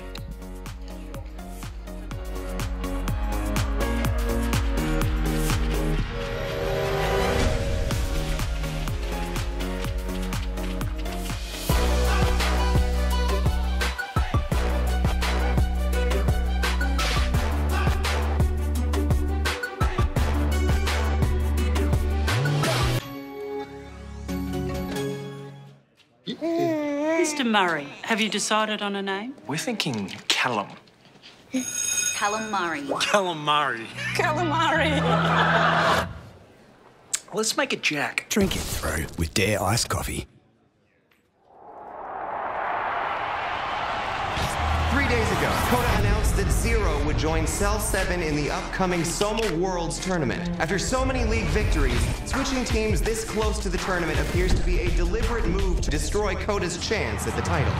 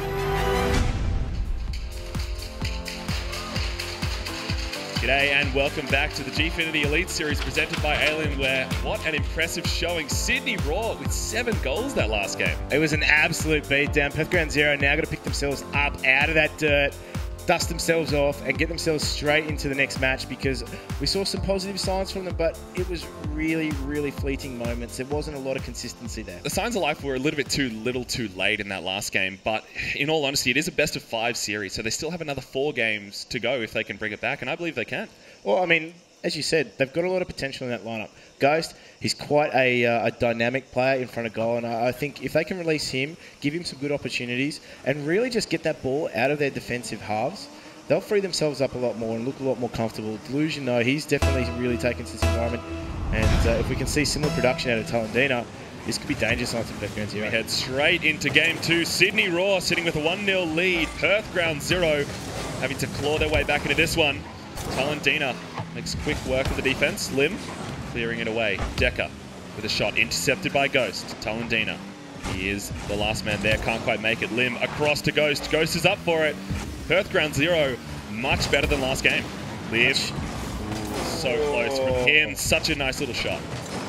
And it just broke down for them there. It was looking really positive. As you were saying, it's a good change from them, playing a little bit more direct, playing a little bit more, I guess, confidently in their own abilities. So they can get themselves a nice early goal on the board, that'll go a long way towards building themselves into this match. Talendina clearing it away. Lim ready to intercept. Delusion, he's already up for it. The fast play from Sydney Raw, it's working out so far. Perth Ground Zero, though, doing much better, keeping the pressure in Sydney Raw's half, and Lim trying to make something happen. The Deca intercepts it. Interrupted by Ghost. The pass across. Couldn't quite make the passes that we saw from last game, which was so detrimental for Perth Ground Zero. Perth Ground Zero now just needs to start looking for those passes. If we can get a good pass from Ghost, can't quite. It's actually met and cleared quite well, and it's almost on goal. That bump. These are savage plays. Follow-up from Sydney Raw. It's so close, but Perth Ground Zero just hold on. The pass across. Walcott's already up for it. Can he get the touch? He can't. But ready, because you see Ghost was waiting in the back lines. Walcott as well, being hyper-aggressive. This is an open net. The finish from Ghost. He does it himself. Perth Ground Zero take the front foot. It was either going to be Ghost or Lim that put that away. And that was a great touch into a really dangerous area. There was nobody at home. Sydney Raw were in the process of actually just rotating people out, and they were caught really, really quickly with that change of play. Solo plays working out for Perth Ground Zero. Now Sydney Raw having to make something happen, being on the back foot, not what they used to. As we saw from last game, a dominating victory for them. Sydney Raw now having to make this aggressive plays work. Talendina just passing it across. No one's quite there from Sydney Raw. Touch from Perth Ground Zero. The defense is much better, much cleaner this game. Walcott gets the touch. Talendina's up for it. This might be the chance. The double touch, can he make it? He can't. So close. Now Walcott pushing it off the side. Perth Ground Zero on the offensive. Lim waiting for the touch from Deca. The challenge from Deca works out. Delusion on the side. The follow-up isn't quite there. Back and forth from Perth Ground Zero. Sydney Raw as well. Both of these teams getting so close. Now Lim, the touch, intercepted by Deca. No, actually gets shot across from Delusion. They're looking very, very contested in this midfield. I think both these two teams are just trying to be faster on the ball, trying to bring a little bit of pace to it, and that really is just locking things up in the midfield for now. But look for them to explode in front of goals as this game really starts to heat up. Perth Ground Zero, they showed signs of life earlier, and they have kept this aggressive, fast pace, but the shot from Delusion. Sydney Raw in their aggressive passes, but Deca, I think the communication was there from Raw. His teammate told him to leave it because he's behind him going for a better angle. Delusion off the sidelines. Raw mounting this pressure, and the shot from Talendina just a little bit too slow, but the right placement was there. I think in the right place at the right time, and again now Walcott, this is a good pass, but it's just tipped off the path it was going on, and that has disrupted the attack for the moment. But infield pass to nobody at the moment. Lim needs to turn around, push that ball away. He does a great job, but this is a fast counter-attack from Sydney Raw. It was an infield pass to his opposition, actually. So couldn't quite work out. Deca now clears out the net and actually demos Lim. In the meantime, Lim sitting in the back lines, just waiting for this ball to go to him. It does. The shot on, I think it's good. But Talendina with a great block. And now Sydney Raw. But again, it is such a ping-pong battle, back and forth, back and forth. I think I will add this time, though, that Perth Ground Zero, their rotations are starting to look better. Yes, they're having to rotate a little bit deeper on the field, but it starts somewhere, and if they can get another goal, give themselves, I guess, a good finale here to this second match, they're in positive stead. You saw right there all three of the players, but no, Lim, the fault, and Deca has equalised this game. And that ball just got caught on the backboard too. Not a really clean clearance here from Lim, and unfortunately for him, the infield passes from Lim have been great to his opposition. What a touch from Deca, goes up and then straight back down to him. A little bit of luck, but quite a bit of skill there. Seems as though Sydney Raw now 1-1. Perth Ground Zero, they've kept the offensive, but I think Sydney Raw are looking a bit stronger in the second half. And I mean, it was uncharacteristic, I guess, so far of Perth Ground Zero in this game, because they haven't made a lot of mistakes like that. They got punished for that one mistake they made, and it's actually tipped the game back into, a neutral setting. And this could be another chance. Now Deca is up on the back wall. Talendina, pass across to Delusion. Where's the third man? But Talendina is that third man, it seems. The defense from Lim. Perth Ground Zero always just getting the touches they need, and it's worked out so far. And I think Sydney Raw, with the 20 seconds of regulation time left, can they make something happen? Perth Ground Zero trying to intercept. Lim touching across. 10 seconds remain in regulation. The nice little pinch clear, but you see he's waiting on the backboard. Ghost Touched away, Talendina. Can Perth Ground Zero finish it off? It seems like no one is there. No Ghost is. The clear from Talendina. 0 seconds left, and it hits overtime. This has been a really, really tense last minute for Perth Ground Zero. They've had to defend the entire time. It's actually been Sydney Raw that's been on the offensive and really pressured Perth Ground Zero. So they've actually regressed in a lot of this match. They were controlling a lot of the play, Perth Ground Zero. They were looking very good, very fluid in their passing, but it changed in the last minute, and it's literally been a change of the tide as that ball again is in danger area. It's a little bit awkward. We haven't seen that from them this match. I think overtime has definitely taken its toll already. 25 seconds into this game, and Delusion gets a pinch across. Decker's up for it. Where's Talendina? The communication as well, you can see it. He told Decker to get off that ball. Walcott gets the buff. This could happen, but Perth Ground Zero, the shot on, intercepted in the midfield again. Now Sydney Raw. Can they make the final push, the final shot? Ghost is up for the ball. He misses it, and Talendina makes quick work. Sydney Raw make it a 2-0 lead. And there he is, Talendina popping up in the right place at the right time. Ghost, he needed to get that. He unfortunately couldn't get there, and that just lands straight into the path of Talendina. So he's looking very comfortable in this matchup. I have to feel for Perth Ground Zero, though. They did a lot of hard work in that match. Everything was looking better for them. It was looking like a much more polished performance. Ghost, of course, got that early goal on the board, but from there, things turned against them. Well, I have to say, they really stepped up compared to last game. They did, and they looked a lot more comfortable, and it's due to the fact that they were able to just get those rotations going, those passes, and they were very, very deep in their rotations, but it worked. Decker with a really nice touch, but it was all kind of, it seemed in this last half of that match, it was all Sydney Raw. They kept the pressure mounting, they kept the performance going, and it just worked out for them so far. And I think we will be heading straight over to Luke to finalize this game. Hello guys, it's me again. Hey, that was a lot tighter play there from Ground Zero, wasn't it? They finally turned up. Yeah, they've started to tighten up that early game. Unfortunately, they started to drop back as we saw Raw start to scramble back and gain control. But Raw, if they can get that early game and expand it to the whole one, they may actually be able to pull a win. Do you think it's going to be Raw all the way still? I think it's going to be Raw all the way, but we're seeing signs of life, which means it's promising. Even 3-2 gets to that precious point. Yeah, definitely, definitely. Well, right now it's time to go behind the scenes to see how our teams prepare. It's their Drink It Through time with Ash, who is with Zen from Melbourne Order, who's getting in the zone ahead of his clash against Brisbane Deceptors. Drink It Through with Dare Iced Coffee. Hey Zen, how you going? You look a bit stressed there. Yeah, just a bit. Just a little bit. Hey, you know what I hear is really good for that? Yeah? I got a surprise for you.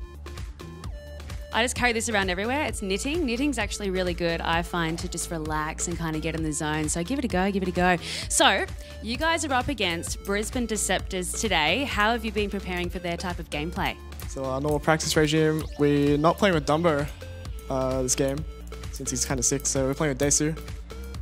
So how are you going to integrate Desu into the team? I'm sorry to hear that you're sick, Dumbo. Lots of love to you. Desu's a very hard-hitting, aggressive player, very mechanically gifted.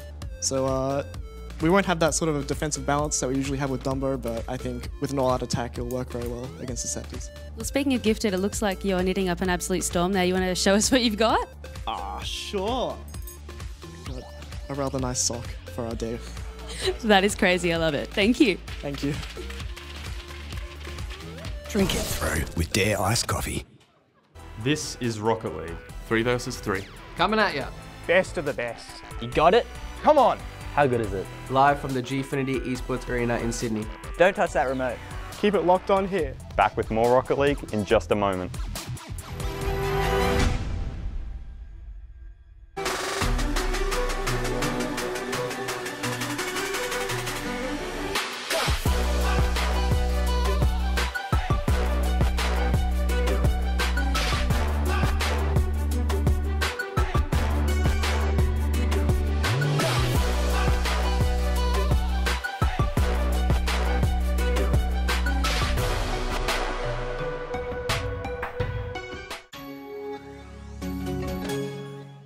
Mr. Murray, have you decided on a name? We're thinking Callum.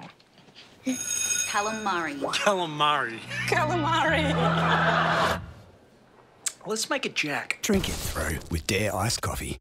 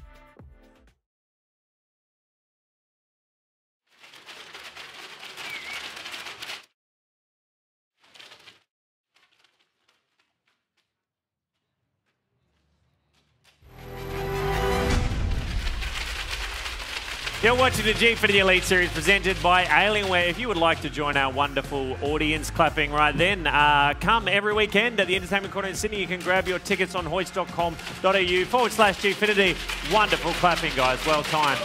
We're about to head back to our casters for Game 3. Can Ground Zero come back? We'll find out. Over to you, Wolfie and Jim. Thank you very much there, Luke. And Jim, what an interesting showing. We had a bit of a whitewash in Game 1. Now Game 2 was so close and went to overtime. With Game 3, do you reckon it's going to go towards like Perth Ground Zero, or what do you think? Well, I mean, Luke raised the question, if John Farnham can keep coming back, why can't Perth Ground Zero? Well, Perth Ground Zero, I think they have the tools to get there, but whether or not they actually have the actions and implement those skills. Well, that's right.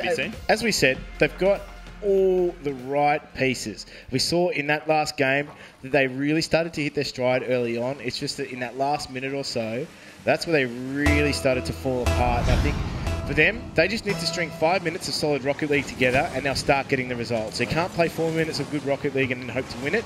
These guys, they need to put in the full 5. Sydney Raw really want to pad their stats and make it a nice clean 3-0, but Perth Ground Zero say, sir. Ghost finishes it in. Just a pinch away. There we go. The three-man pinch. The triple commit from either side. The trident. The trident of destiny. Sydney Raw on the back foot now. 10 seconds in, and Perth Ground Zero says, we can hit boomers. That's fine. That's cool. That's cool, and it's a good start. That's what they needed. Bit of a confidence booster for sure. And I think the way that last game worked out, Perth Ground Zero do want to make that early lead and then kind of capitalize on that. But Delusion, can he get the jump reset? He almost makes it. Sydney Raw challenging away. Decker off to Lim. Perth Ground Zero really want to clear it out. Ghost actually having a bit of a panic. Doesn't really recognize that he has space. Delusion almost gets the finish. But again, Perth Ground Zero almost clearing it out.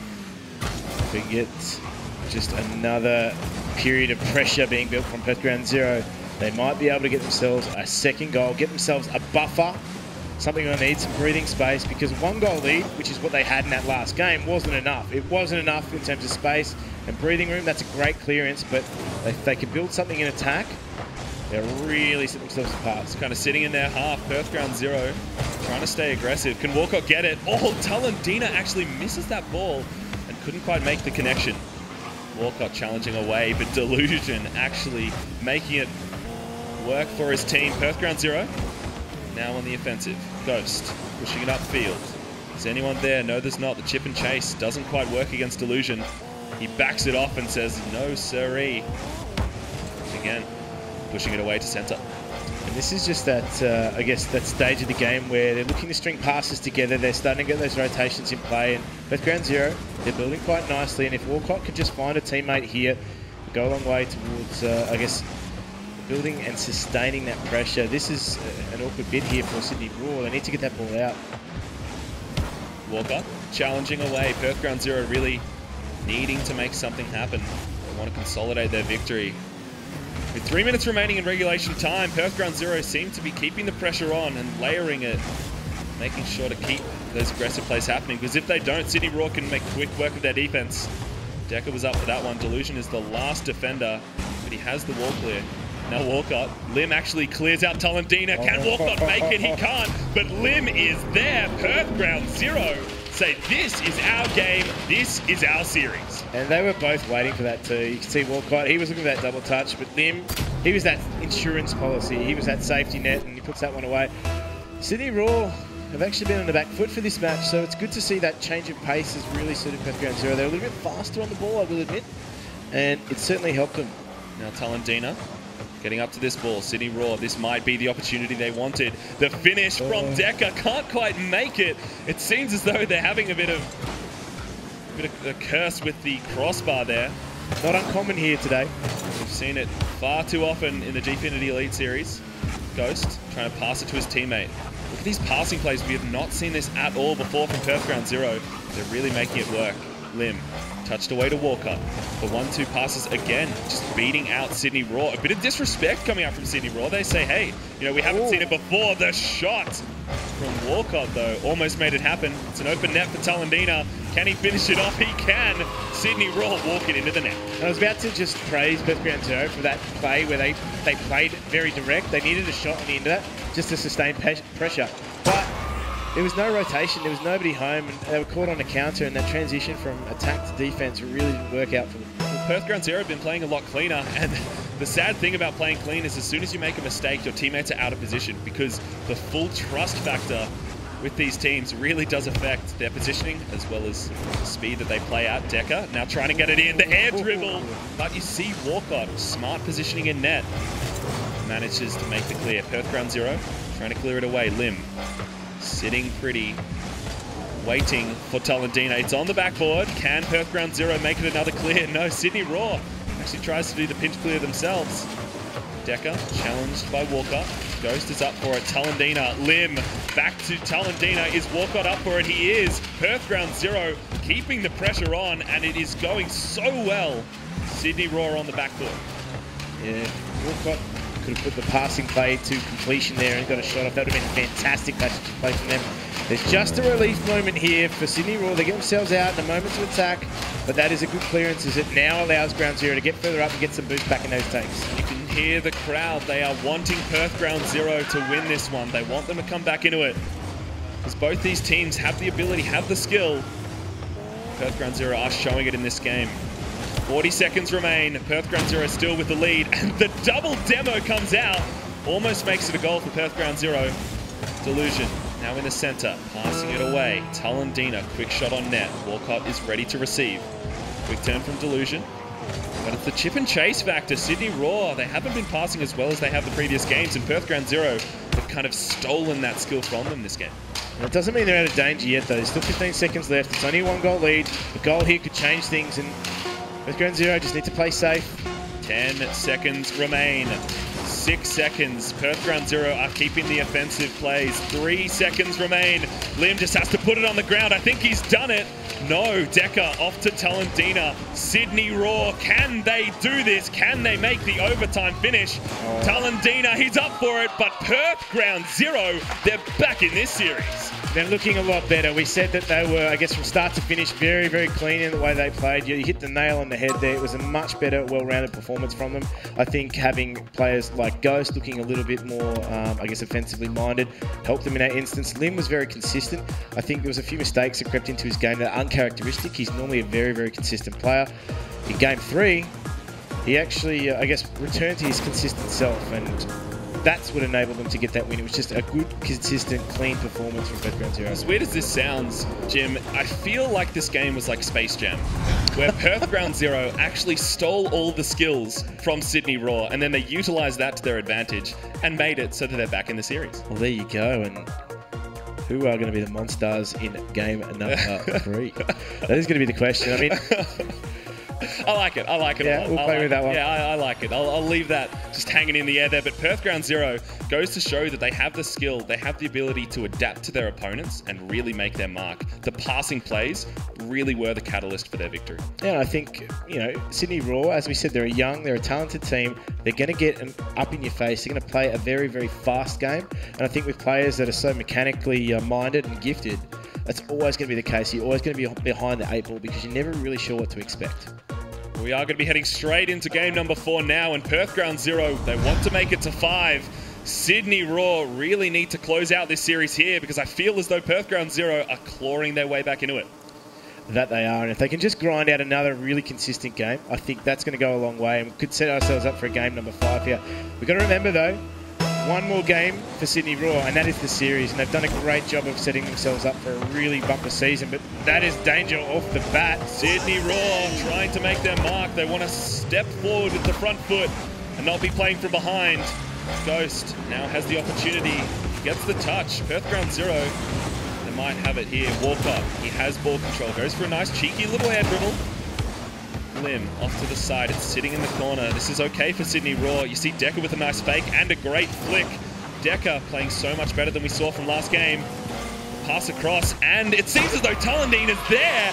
The goal, Sydney Raw wake up from last game. Talendina has been a really consistent talent squad for Sydney Raw, and he's just put that ball away And that is an impressive shot. Wow. Talendina, he read it so well. He looked directly at the ball itself, used the front of his car, the front little corner, to get that touch, get the right angle. That's all down to placement. Now Delusion trying to make his own mark. Says that I have the mechanical skill that Talendina does as well. Seem to be complementing each other so far. Perth Ground Zero seem to be a little bit shaky, but Sydney Raw really stepped up. Now Delusion clearing it away to the backboard. Walcott, nice push to center, but it's straight over to Decker. And Talendina jumped up for it as well. The intercept from Perth Ground Zero. Ghost is kind of waiting in the back lines here. I think that change to the Octane has seen, I guess, a more well-rounded, consistent performance from Delusion. On the Batmobile, don't get me wrong, he could have some really, really brilliant individual moments, but the Octane now gives him some consistency, so I'm really liking that change. Well, the Octane is definitely known for its challenges because of the larger hitbox, larger vertical hitbox, sorry. Now Lim trying to push it away. Perth Ground Zero looking for the offensive. They still have the time. The shot from Ghost, the pressure is mounting. Perth Ground Zero, they need to look for these passes. Lim touching to center. Walcott wants to go up for it, but recognizes that Sydney Raw is there. Decker now beats out a second defender. Can he make the pass happen? Perth Ground Zero, look at these nice passes. The demo from Decker, though, really pivotal. The shot on from Talendina, the block away from Lim. Need to be the first to get that ball, though, otherwise they find themselves underneath a cloud of pressure from Sydney Raw, and Sydney Raw started quite strongly, but the last minute or so this game is just sat in limbo. No team really able to consistently build pressure. It's been a very back and forth. I think it's characteristic of the first game we saw between these two teams, and it's sort of reverted back to that where neither team have really been able to string anything together. That was almost the play. The pass across to Delusion, the ideas were right, but I think the execution was just a little bit lacking. Sydney Raw, though, they are sitting with a 1-0 lead. Delusion trying to clear it away. Lim is up for the ball here. Delusion. Decker goes up for it instead. Actually bumping away Walcott. Talendina passing across into the corner. It just kind of rolls along. Ghost actually passes it to center. Sydney Raw, Delusion trying to make something happen. Now Walcott off to the sidelines. Talendina passing across to Delusion. Lim has control. Decker. The fast play intercepts it. Talendina again. Now Lim across to center. Delusion gets a quick little shot. It was almost right, but it just wasn't quite the mark. Decker, you see the patience from him. They're sitting a little bit further back. They're respecting the plays from Perth Ground Zero. They're just trying to be that little bit faster. It's actually enabling them to build really, really long pockets of pressure, and that's exactly what Perth Ground Zero have struggled to deal with in terms of their defense. So there might be a moment here where they do crack the defense of Perth Ground Zero, and that could spell disaster in the context of the series. Well, 3 minutes and 30 have been all but completed now. Sydney Raw still have the victory. Perth Ground Zero have to make something happen. They have to force out a mistake on the defense. They need to do something proactive instead of playing that reactive playstyle. Ghost set something up, didn't opt for the pass in that instance, instead just went straight towards goal, and we've got a minute to try and build something. If they can just look for more of those infield passes. I know Lim's confidence might have been a bit shaky in that regard. His infield passes haven't actually found a teammate in some instances, and that might just be the missing link. And this could be the link that Perth Ground Zero need. Lim touching away to center, but again, it's just a bit of a pass, and it's an open net now. Can Delusion finalize this goal? He passes it up. Decker's up for it as well. Talendina recognizing he needs to get back for it. The shot on, this could be the one. Whoa. Walcott out of nowhere. What an incredible play. And that is Perth Ground Zero. Oh, the pre-read from Walcott. I am amazed by this man's individual skill. And that is exactly the breath of fresh air that Perth Ground Zero needed. They had been under the pump for a lot of that game. Sydney Raw have done a great job of building sustained pressure, but it's actually Perth Ground Zero against the run of play a little bit, but they get themselves a hard-earned goal. They need to finish this match, potentially take it to overtime and take the win if they want to see Game 5. 30 seconds left in this match, and that last goal did take about 4 minutes or so to happen. Now Decker, he gets the shot on, but the block from Lim. Perth Ground Zero still in this one. 15 seconds remain. Talendina goes up for it instead. He gets the double tap. It's just sitting in the corner. Perth Ground Zero trying to clear it away. The missed touch from the side of Sydney Raw. It's sitting above their net. Can Perth Ground Zero finalize it? I think it's going directly to overtime. both of these teams, you look on their faces, they're so nervous right now. They are, but they're also very, very much dialed in. They're concentrated. No one wants to make a mistake here in overtime, and certainly not be responsible for that. So maybe look for a safer approach from both these two teams. I think from Perth Ground Zero's perspective, they don't want to be the ones to lose this, but that can't dictate to them too much, because if they're overly defensive, they're not going to give themselves opportunities. Perth Ground Zero seem to be having the majority of possession and aggression. It's good to see now Decker, Talendina as well. The 1-2 little plays, trying to make it finish off this entire series. Walker, great little clear. Ghost, follow up from him. Lim is up for the ball as well. The speedy plays from Perth Ground Zero. I think it's an open net. Ghost makes it to a 2-all game score. We are going to game 5. And that is exactly what Perth Ground Zero needed there. That just moment of speed on the ball from Ghost. He's a fast player, and it's great to see him getting the result for Perth Ground Zero. But, I mean, that was a hard-fought victory.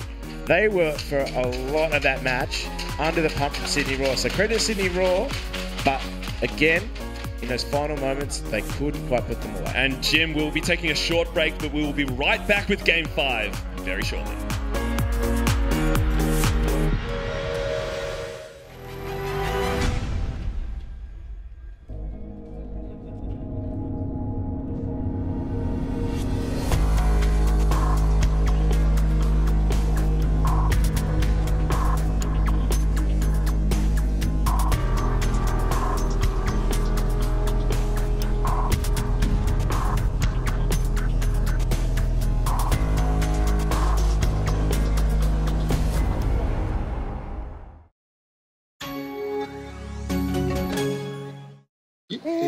Mr. Murray, have you decided on a name? We're thinking Callum. Callum Murray. Callum Murray. Callum Murray. Let's make it Jack. Drink it through with Dare Iced Coffee.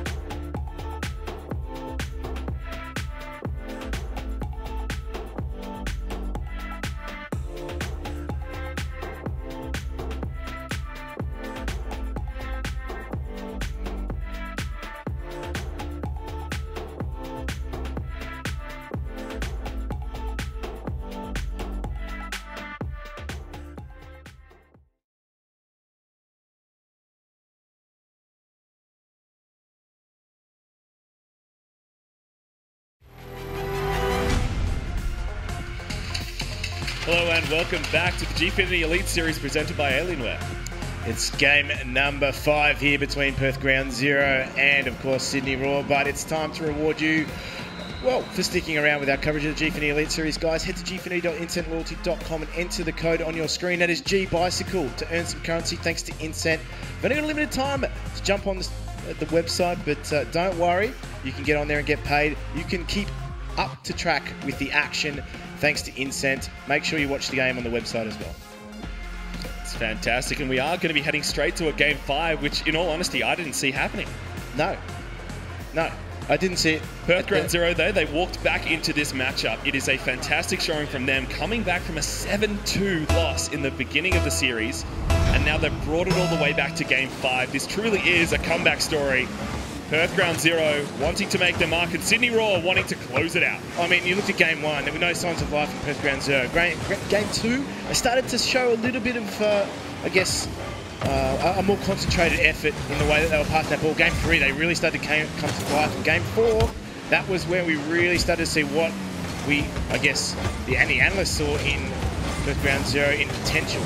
Game 5 now, it's all on the line. Sydney Roar, they won the first 2. They could be reverse swept here if they're not careful. Perth Ground Zero just need to pick up where they left off. It is do or die for both of these teams. Sydney Roar wanting to make it a 2-0 victory. The total rankings, and Perth Ground Zero want to get their first win on the board. Either way, both these teams have earned a bonus point for themselves. So that could be crucial come the end of the league stage.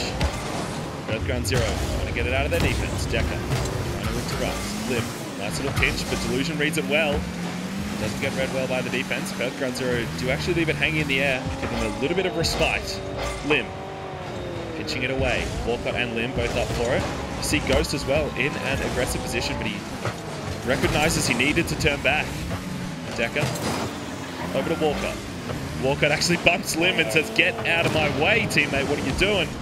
Talandina couldn't quite make that one, but Lim actually gets the shot all the way in their half. And this is game number 5, as we said. This is where all of these players, despite some of them being, I guess, relatively new in terms of the Gfinity Elite Series stage, they need to draw on that experience. Lim's been here before. Talandina's been here before. Delusion, of course, has been here. And they're going to draw on all of that experience here and try and remain cool, calm and collected under pressure. They don't want to be the ones that make the mistake, but in the same sense, they can't just turtle up and try and play a defensive game. They've got to go play to win. You cannot play to lose. Fury Lord was talking about it before. Now Talandina, the aggressive play. This is good from him. Sydney Roar on the proactive side. Lim touched up. Delusion intercepts. Walcott is the last defender. He gets the touch, but Decker is there ready and waiting.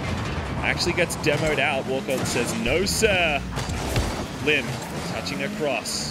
Perth Ground Zero needing to make their mark. Walcott, up it goes. But both teams ready in defense. That they are, and these early exchanges between the two teams haven't yielded too many results. There hasn't been a great deal of pressure sustained over a period of time. It's been very to and fro, very seesaw battle between them, but nice little bump there. Oh, Ghost could open up the net here. Can he fake it out? No, Delusion says not today. Lim now on the sidelines. Walcott in defense, gets a nice touch. Decker try to pass across to Talandina, couldn't quite make his mark. Lim passing again, the shot on, but you see Delusion rotating straight back to that position. That is good game sense, good intelligence as well. And we said that Sydney Roar might not have the level of teamwork that Perth Ground Zero should, but that is a very, very questionable clearance. Yeah, maybe a little bit nervous, but Delusion is as aggressive as ever. Walcott trying to clear it out, he gets it. And you can't leave balls like that lingering around when you've got fast players like Talandina and Delusion, of course, so they're going to be the ones that will make you pay if you don't clear that ball properly. Yeah, this game has been so clean so far, 0-all either side. Ghost gets a touch away. Sydney Roar might have the opportunity. Delusion is so far back, playing so passive, not wanting to make a mistake, but it could cost them in the long run. Decker touches down to Walcott. Walcott gets a boomer of a clear. He's up for it. Now Talandina across. Can Walcott intercept? Couldn't quite make it. Talandina the shot on. Perth Ground Zero, the defense is there. Ghost now with the clear. Sydney Roar not overcommitting. Good game sense. Now Delusion down to Talandina. Can Talandina follow it up? He can't quite make that connection. Now he's trying to pass it to center. Perth Ground Zero just trying to clear it out, but the follow-up from Ghost. This could be what they need. Walcott is there. It's up on the backboard. There's no defender in sight. Oh, this double touch as well off the side. Sydney Raw through the moment of relief. And they just needed that third person in on the rotation. Post with a finish. You see the little cheeky play. Perth ground 0. Look at this. He bumps it up to the side. He gets the touch away. Both defenders, Talandina and Decker, just couldn't quite make the connection. Perth ground 0. Now they're 1-0 up. 47 seconds remaining. This could be the comeback that they wanted. And they want that reverse sweep. They can taste it. And they're only 42 seconds away from achieving it. Another little pass, especially infield. That's the danger zone here that they need to keep putting pressure on, because Sydney Raw have looked a little, I guess, unsettled in that area. Ghost, solo play from him. Could that be the difference, Alex? Well, Perth ground 0 still staying as aggressive as ever. Now Delusion beats out one defender. Couldn't quite beat a second. The committing from Perth ground 0 working out in their favour. 12 seconds remain in this game. 10 seconds. Delusion across to Talandina. There's 3 defenders there from Perth ground 0. I think they've done it. 4 seconds remain. 2, 1. Perth ground 0 have made the comeback story. They have done it in a 5-game comeback. And my, oh my, that is a well-deserved reverse sweep. You can see they were so much more comfortable in that last game. They tightened things up a little bit. They made less mistakes, and they can help hold their heads high, because that is a performance worthy of what we expect from ground 0. Now, the teamwork wasn't on the level that we expected from them. It was actually the solo plays that won them, I guess, in the key moments. But hey, they've got to be happy with it. They absolutely do. And now our viewers on 10 Peach are set to leave our Rocket League coverage now, but you can continue watching live at gfinityesports.com.au or see a full replay at 10play.com.au. For those staying with us, we'll be back with more Rocket League action in just a moment.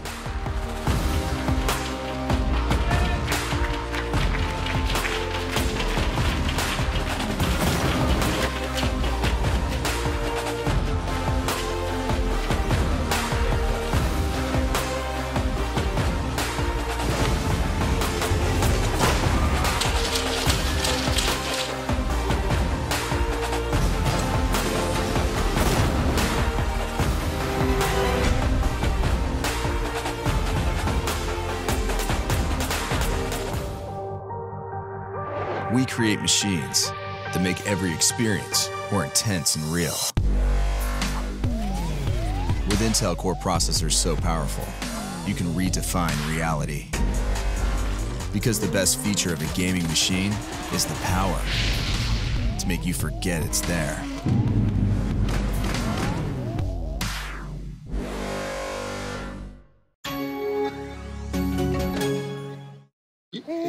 Mr. Murray, have you decided on a name? We're thinking Callum. Calamari. Calamari. Calamari. Let's make it Jack. Drink it through with Dare iced coffee.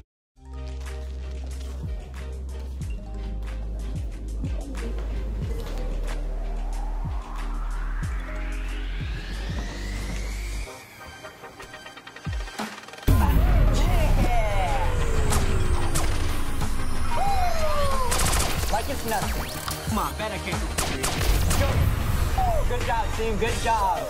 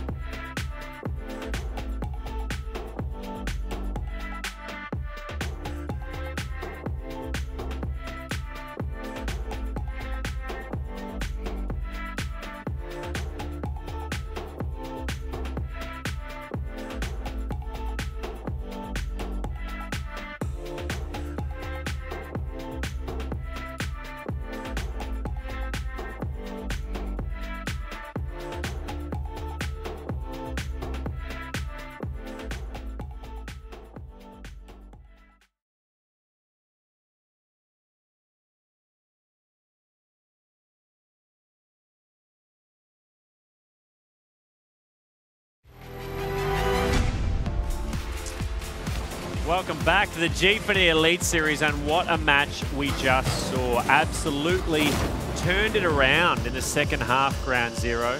Huge stuff. I mean, we didn't see that coming, did we, Tom? Oh, not at all. That was a complete surprise for me, but they played so consistently in the second half of that match. They managed to drag it all the way back into their own favor. So that's mega props to the team. I mean, what happened to Sydney Raw? I mean, there was such a strong start from them. They started to shut down the defense because Sydney Raw had that really strong offense leading to a ton of goals. Deca setting so many up for Talendina, but the defense that came out of Ground Zero just denied everything. You had Lim sitting on that backboard, just stopping every time the ball got up. So it's just a great display. Huge display. So Ash is hanging out with Ghost right now, who I imagine is feeling pretty good, hey Ash? Yeah, it was such an incredible match to watch, Ghost. Congratulations on your win. Now, Tom did say that he picked Raw to win 3-0. I feel like he severely underestimated you. What do you think? I mean, I think he has to choose like a better team for starters. Like, you know, like we're obviously been together for like more longer like time than them, and yeah. So, oh well, bad for him. Well, you guys took it to 2 overtimes. There's been a lot of talk about overtime strategy. What is your preferred overtime strategy? I think we just need to like relax more and just like play as a team and make sure our comms is like on point. So I feel like today was like a huge example of that, of just, you know, like gathering up and stuff. So yeah. You adapted so well. Did you quash those nerves? Because I know you guys were nervous last week. Were you nervous today? Well, I was. I don't know about my team, but like we came back, you know, strong, which is good, and that's what we wanted to do. So yeah. You guys adapted so well. Congratulations on your win. Thank you so much. Thank you so much. Thank you. Back to you, Luke. Congrats, Ghost. Congrats, Ground Zero boys. Well done. Now let's rep into our MVP votes thanks to Astro headsets. MVP time for match 2, Raw versus Ground Zero in week 2. Thomas Snedden, take us through your selections. Well, for me, I think honourable mentions, I'm just going to have to go through the entire team there because Ground Zero did such a good job just turning that around. You've got to give full credit to the entire roster. First off, I got to say Lim's defense was fantastic, keeping them in the game, and it's really what held them all the way through. Then you got to look at Ghost, what he does for the team, changing it up, gives some really good goal scoring potential, but the takeaway has to be Walcott. I mean, he locked them in, allowing them to get to that overtime and gave them so many opportunities to score. And then when he did, they were pivotal in deciding the match. So it was the way the whole team worked cohesively, as well as Walcott and Ghost then running forward to finalise it. But Walcott, man of the match for sure for me. Yeah, some huge plays there from Walcott. Congratulations, you are the MVP of that match between Raw and Ground Zero for week 2. Thanks to Astro headsets, including the new A40 and A50, which are being used right here on stage at the Gfinity Elite Series.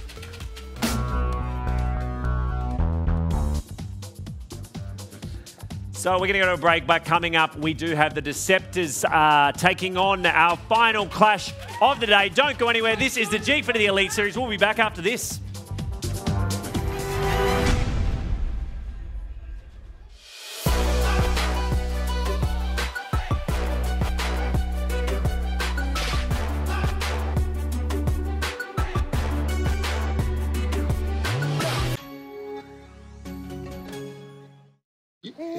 Mr. Murray, have you decided on a name? We're thinking Callum.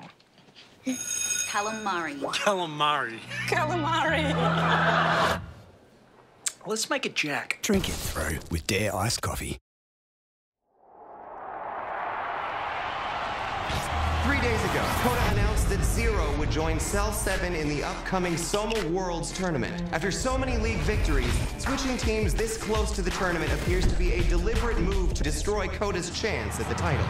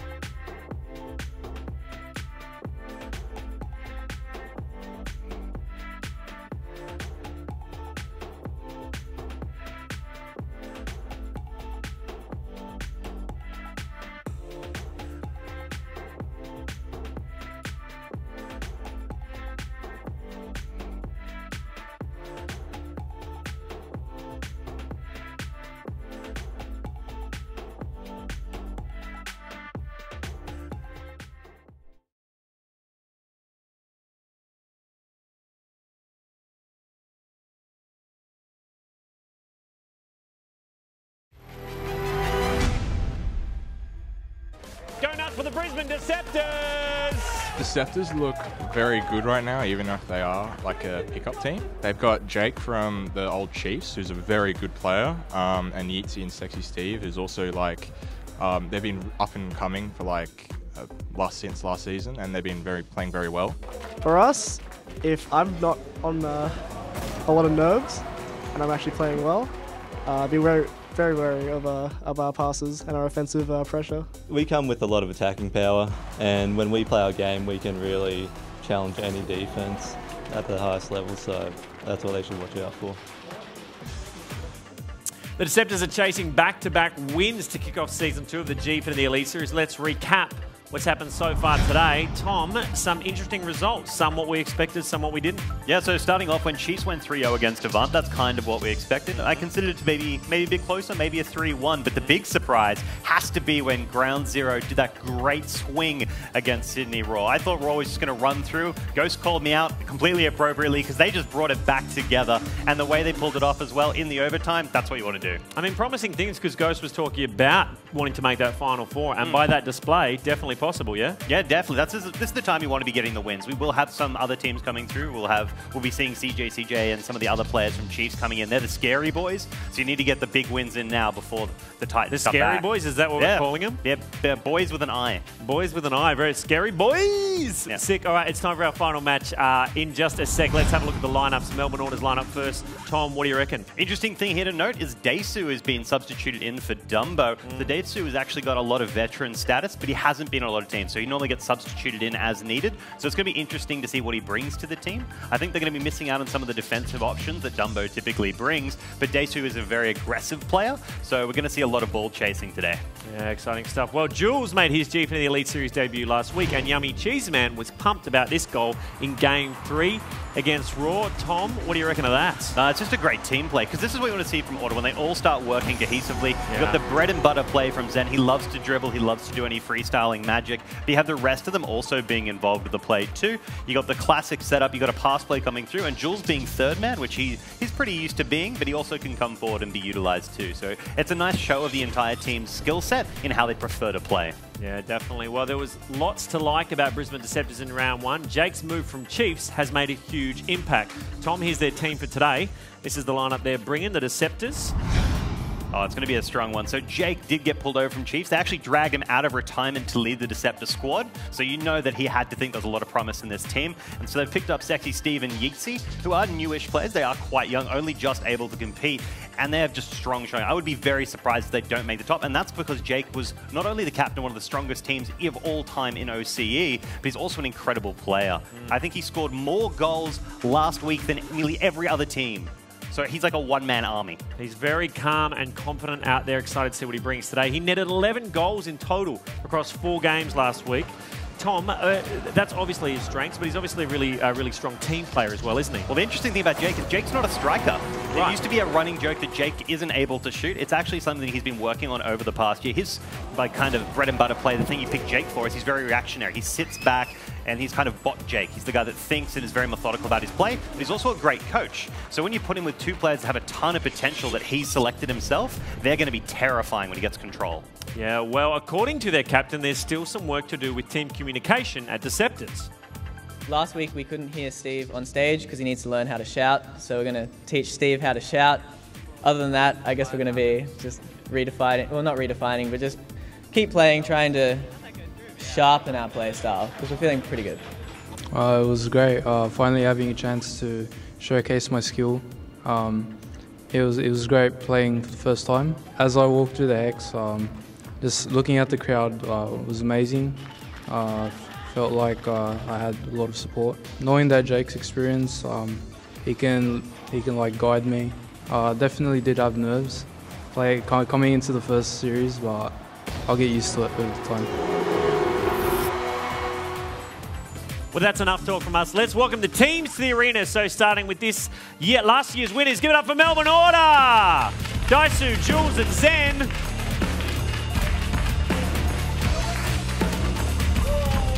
And now go bananas for the Brisbane Deceptors! This is Steve, Jake and Yeatsy. All right, a lot of support here in the crowd. We are into our final match for week 2 of the Gfinity Elite Series, Rocket League Day. Over to you, Jim and Wolfie. Let's get into it.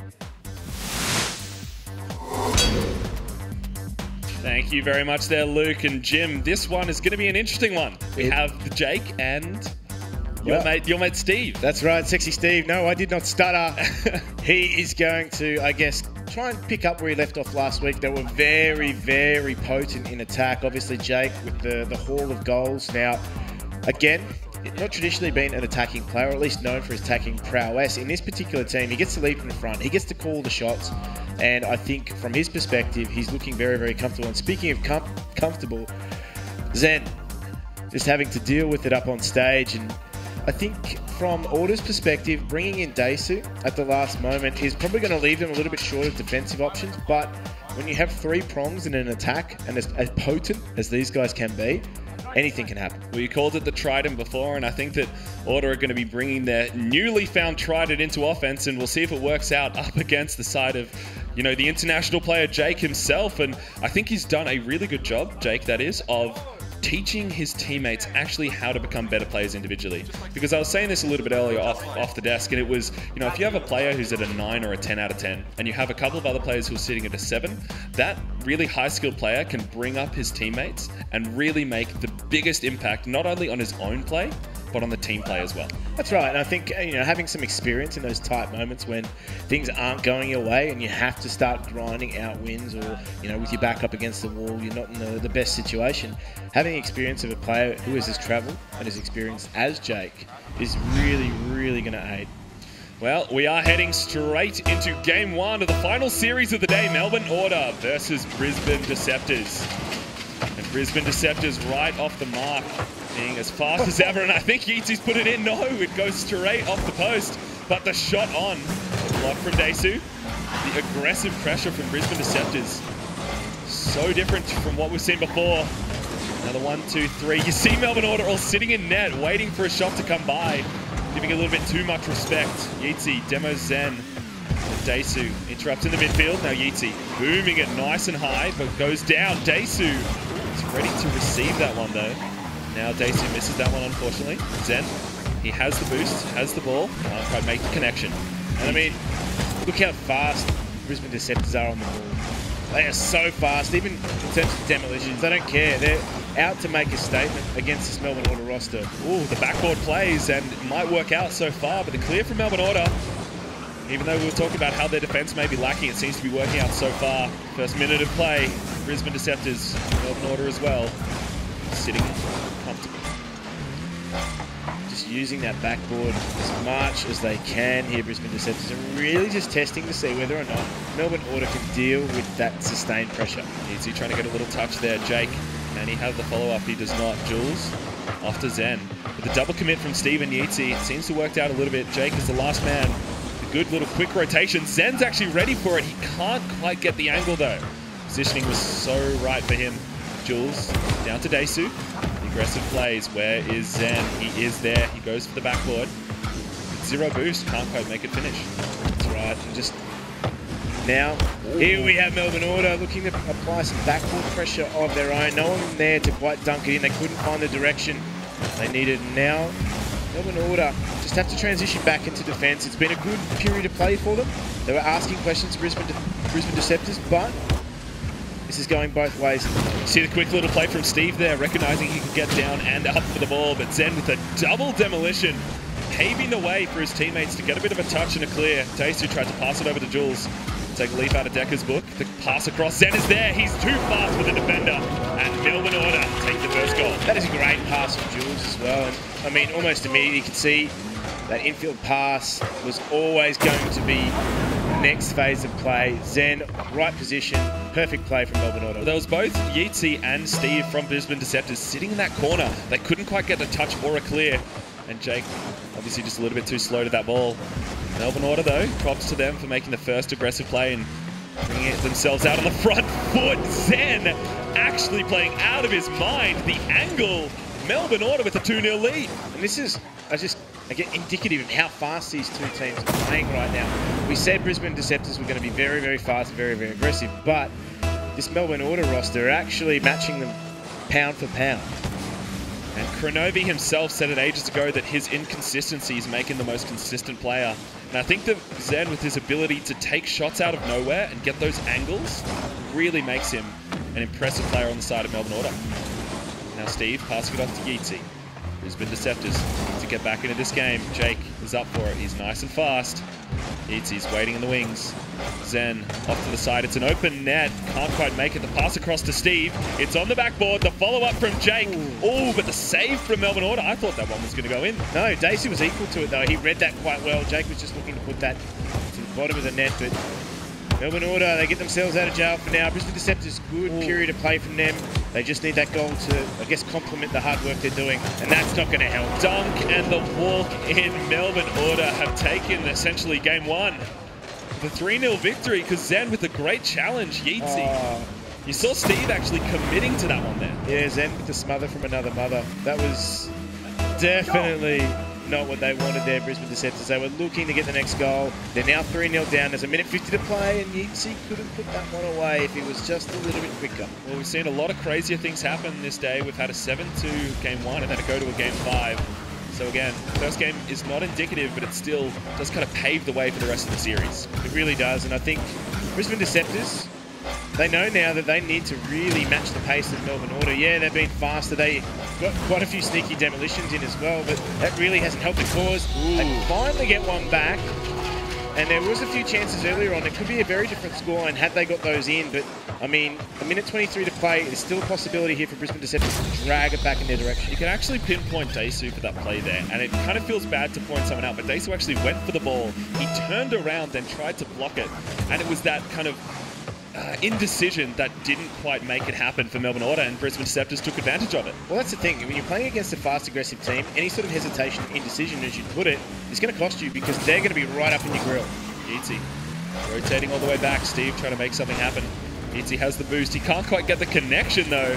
Brisbane Deceptors now on the back foot. Melbourne Order, Daisu went up way too high for it. They're sitting with a 2-goal differential right now. And oh no, Zen, but Jake takes the pot shot, and Brisbane Deceptors are not out of it yet. No, and they're asking questions here, Brisbane Deceptors, and that is a great shot from Jake. The crossfield pass. Oh, yeah. The finish from Jake. They did it last week, and again, they're doing it here. Melbourne Order, I think we're falling a little bit asleep, but they have to wake up. And that's right. That really had some venom on it too, that shot. It really caught Zen off guard. Now Yeezy passing across to Steve. Can Yeezy finish it off? It goes on the backboard. Jake's up for it as well. There's 3 players from Brisbane Deceptors in the front lines. Can't quite finish it. Jules, can he finalize this one here? Yeezy, great little touch. Steve cleared away. A good touch. Jules pass it back into center. A little bit risky, but might work out. Jake to Yeezy. Shot is on, but the midfield interruption. Yeezy actually going for that demo. Now Steve, he's got the angle. Oh, can he make it? But Jake with the follow-up. Brisbane Deceptors have brought this game back. They really have, and they've just showcased why they are so fast on the ball, why they're so underrated in some instances. Because they were 3-0 down in this match. Don't forget that. They've managed to drag it back to a 3-all game, and they have done so very, very quickly. A minute 23 to play, and they still had 2 goals to get. They found them, and they put Melbourne Order under the pump. 15 seconds left of regulation time, and then after that, we'll be heading to overtime. But it looks as though Brisbane Deceptors, the double commit, the last one. Oh no! The challenge goes in from Zen. The second time he's done it this game. Melbourne Order with 4 seconds remain. And he knows he got away with that one. But again, Zen just getting himself into the challenges, being fast on the ball, smothering it, and really putting pressure on Brisbane Deceptors. It's yielded results. Just getting into the ruckus, and it's working out for Melbourne Order. But whether or not that's a consistent style that can keep happening. Jake now goes for the solo play. He can't get the flick. Steve, the doink, the finish. Yeezy! Brisbane Deceptors are back in this game. Oh my goodness, talk about dragging it back in their direction.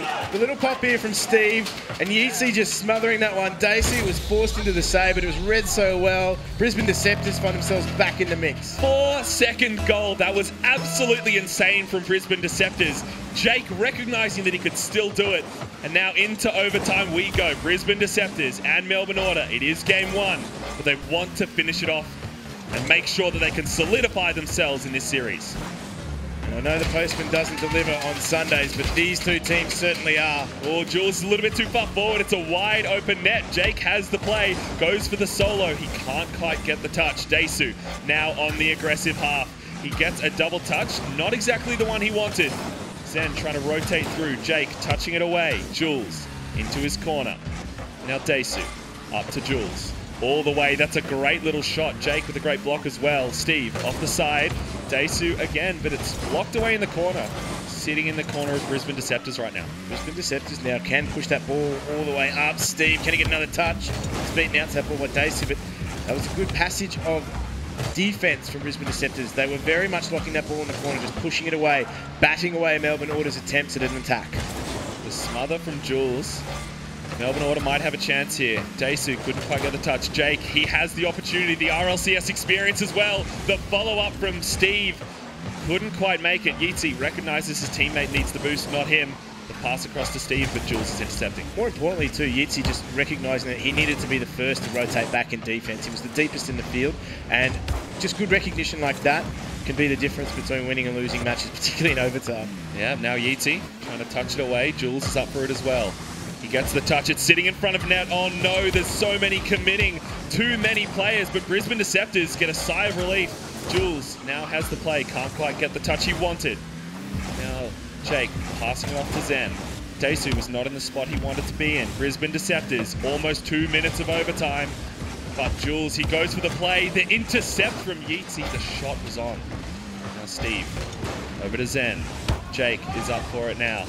Daesu trying to block it out. He gets the touch. Jules booming it all the way into Brisbane Deceptors half. Jake actually gets a demo on Jules. Zen off the side. Daesu is up for it. Jules for the finish. Can he quite get there? The touch from Daesu. Melbourne Order win game one. And that is a great little redirection in front of goals as well. Daesu recovered so quickly, and he gets that away from Jake, just shadowing it away from him. And that is a great start from Melbourne Order. This is only game one in this series, and it's already delivered some highlight moments, so I'm keen to see more. We knew that there was a lot of attacking prowess and potential in Melbourne Order's roster. I mean, see Zen in front of goal, 4 goals to his name. But Brisbane Deceptors, they're no slouches either. Nah, Daesu definitely showing his mark in the final few moments of that game as well. But your hats off to Zen. 4 goals in that game, an incredible scoreline. It was an incredible scoreline. I didn't think game one would deliver so many goals, but I mean, in terms of attacking prowess, Brisbane Deceptors certainly matched it. Now remember, they were 3 goals down in this match, and they were able to drag it back from here on in. So it was all one-way traffic for Melbourne Order. But from here, Brisbane Deceptors clawed their way back in. It was definitely Yeatsy. He was kind of that catalyst towards victory. The passes across, but Steve and Jake both making those aggressive plays happen. Really, Brisbane Deceptors, kudos to them. And I'm looking at these highlights and all these goals, and it's almost as though the highlights reel is as long as a regulation match, because there was really that many close moments, interactions, goals, and I think Zen there in the end, as we said, 4 goals to his name. This goal to drag it into overtime for Brisbane Deceptors was something special. I did not see that coming at all. I was like, yep, 4 seconds, done and done. First game is over. But no, both of these teams said that we have to finish it off, and that final shot from Daesu really made it happen. That's right. It's time to reward you for watching our coverage of the Gfinity Elite Series, guys. So it's time for that instant code. The word is G-Aerial. So head to gfinity.com, or is it gfinity.instantloyalty.com? That's correct. Hit that drop code. Make sure you enter it, guys.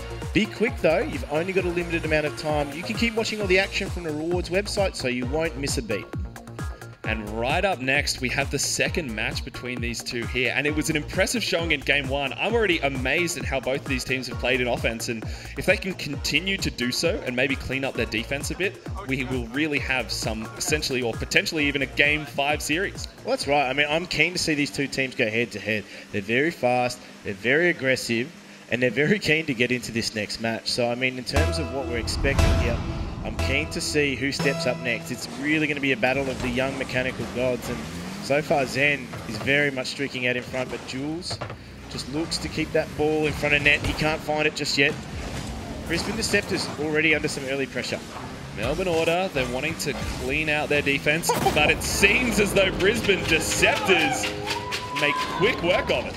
Sexy Steve straight into the foray there as well. And your favourite name player. Oh, yeah. That's it. I did not stutter. Steve. That's it. Now, Melbourne Order, we were talking about how before, without Dumbo there, their defense is left a little bit wanting. With Brisbane Deceptors, because they're so good on offense and they have those kind of good midfield passes, they can make quick work of it. For Melbourne Order, though, their offense as well. It's kind of a battle of both offenses, it seems. That's right. Now, Jake, for a moment there, was just dancing around his opposition, floating like a butterfly and stinging like a bee, but there is now a chance for Brisbane Deceptors for that infield pass to pop along. It can't quite find its target, though.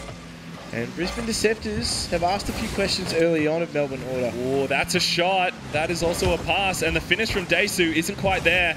Melbourne Order really cementing their offensive plays. Zen, can he pass it across? He gets the challenge. Jules, let's do a quick little rotation here.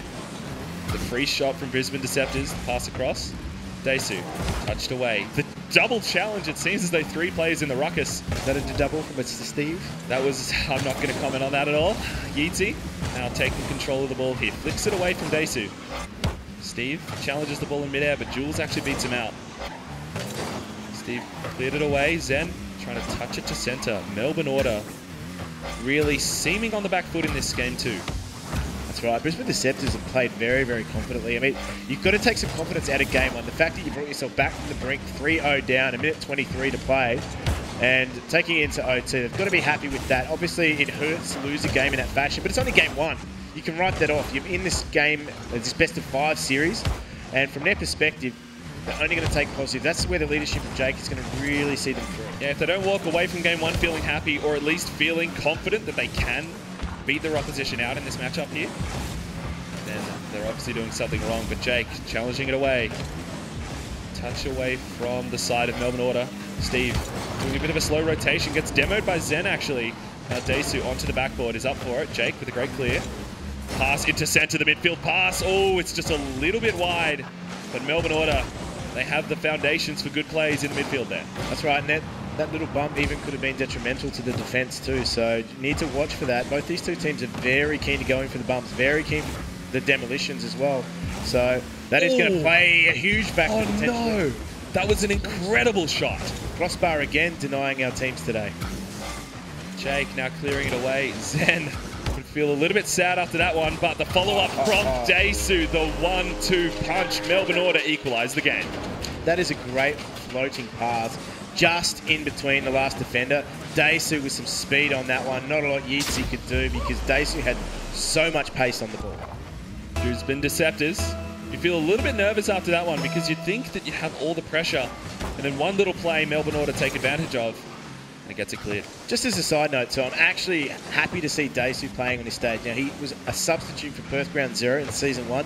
Finally gets his chance here now with Melbourne Order, and all that waiting for his chance, he's certainly showcasing what he's capable of. Zen to Jules. The 1-2 combos from Melbourne Order seem to work out in the past. Jake is there. Is he faster than the defense? He isn't. But Jake now has ball control. He has no boost. Oh, he tried to fake out Jules there. But Jules was just that little bit proactive.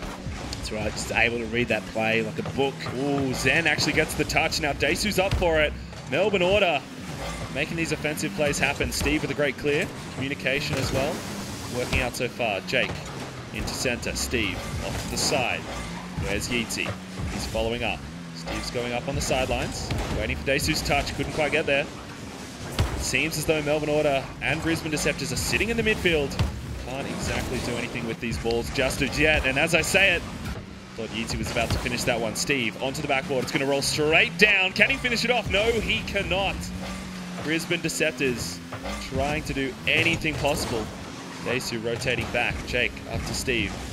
Actually gets nothing from the side of Melbourne Order. Brisbane Deceptors, 1 minute remaining in regulation time. Both of these teams not wanting to let anything go. Both these two teams have a vice grip on this game and neither want to surrender it. Melbourne Order just have to absorb some defensive pressure here. And you can see Brisbane Deceptors, they have to scuttle back in defence. They have to try and get that ball away from their line. And Jake does a good job of pushing it to the side. What I like from Brisbane Deceptors is they are trying those defensive passes. They're passing it out from the back and they're not afraid to do so. Steve clearing it away. Desu off the side. Gets actually a double touch and it works out. Gives them a little bit of breathing room. Jules off to the side. It's a double commit. Can Brisbane Deceptors do something here? Steve has no boost to go for it. Yeetsy's up. Jake's waiting in the center. You see the shot on. It goes so close off the backboard. The finish from Steve. Brisbane Deceptors get another goal. That they do, and that is just patience rewarded here for Brisbane Deceptors. Steve, that ball came straight back off the upright into his car, and that is a gift. Rocket League says, I giveth and I taketh away. But Steve says, no, I'm going to finish this off and give Brisbane Deceptors the lead. And it looks like they're going to get back into this series. With 5 seconds to go, I think the Brisbane Deceptors have taken this one out and equalized the game score 2-1 all. You see Jake there, bounces up, not the touch he wanted. Melbourne Order, he's trying to stop the offensive from Brisbane Deceptors.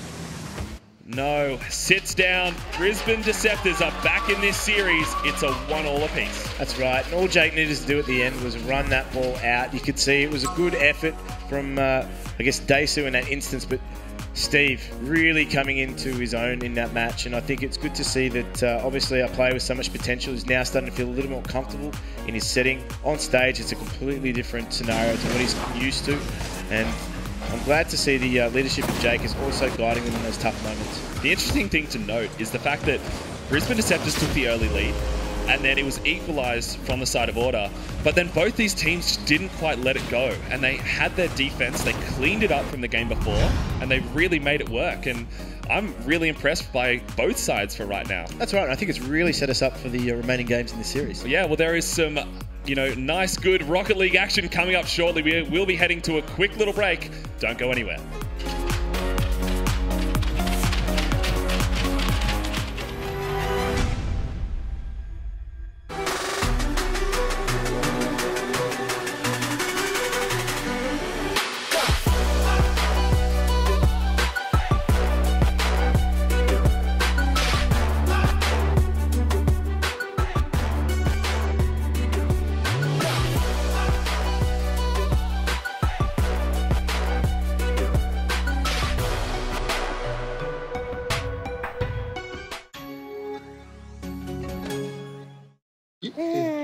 Mr. Murray, have you decided on a name? We're thinking Callum.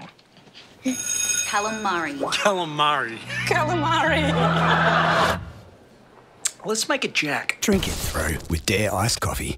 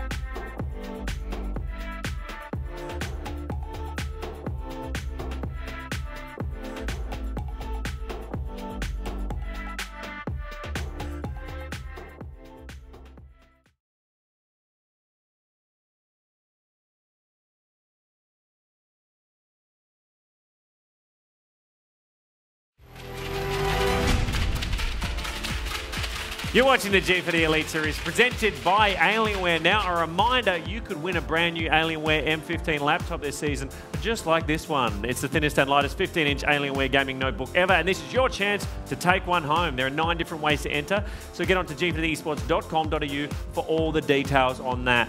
Tom, is this our tightest match of the day so far? Oh, definitely. Even some of the early matches that ended up going 3-2, ended up going 3-2. I think they were very much one-sided at the end, but this was just tight all the way through. It was an incredibly great match. The way it went to overtime as well, the dribble that came from Jake with nothing left on the clock, that for me has just been a mind-blower.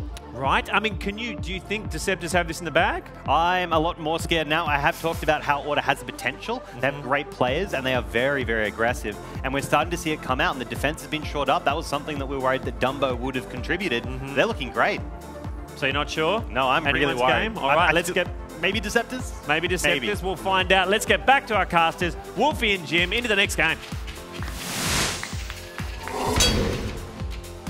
Thank you very much there, Luke and Jim. After an interesting first 2 matches, as Curry Law just said there, it could go either way, but in all honesty, I'm gonna hedge my bets. I'm gonna go on Deceptors winning this one.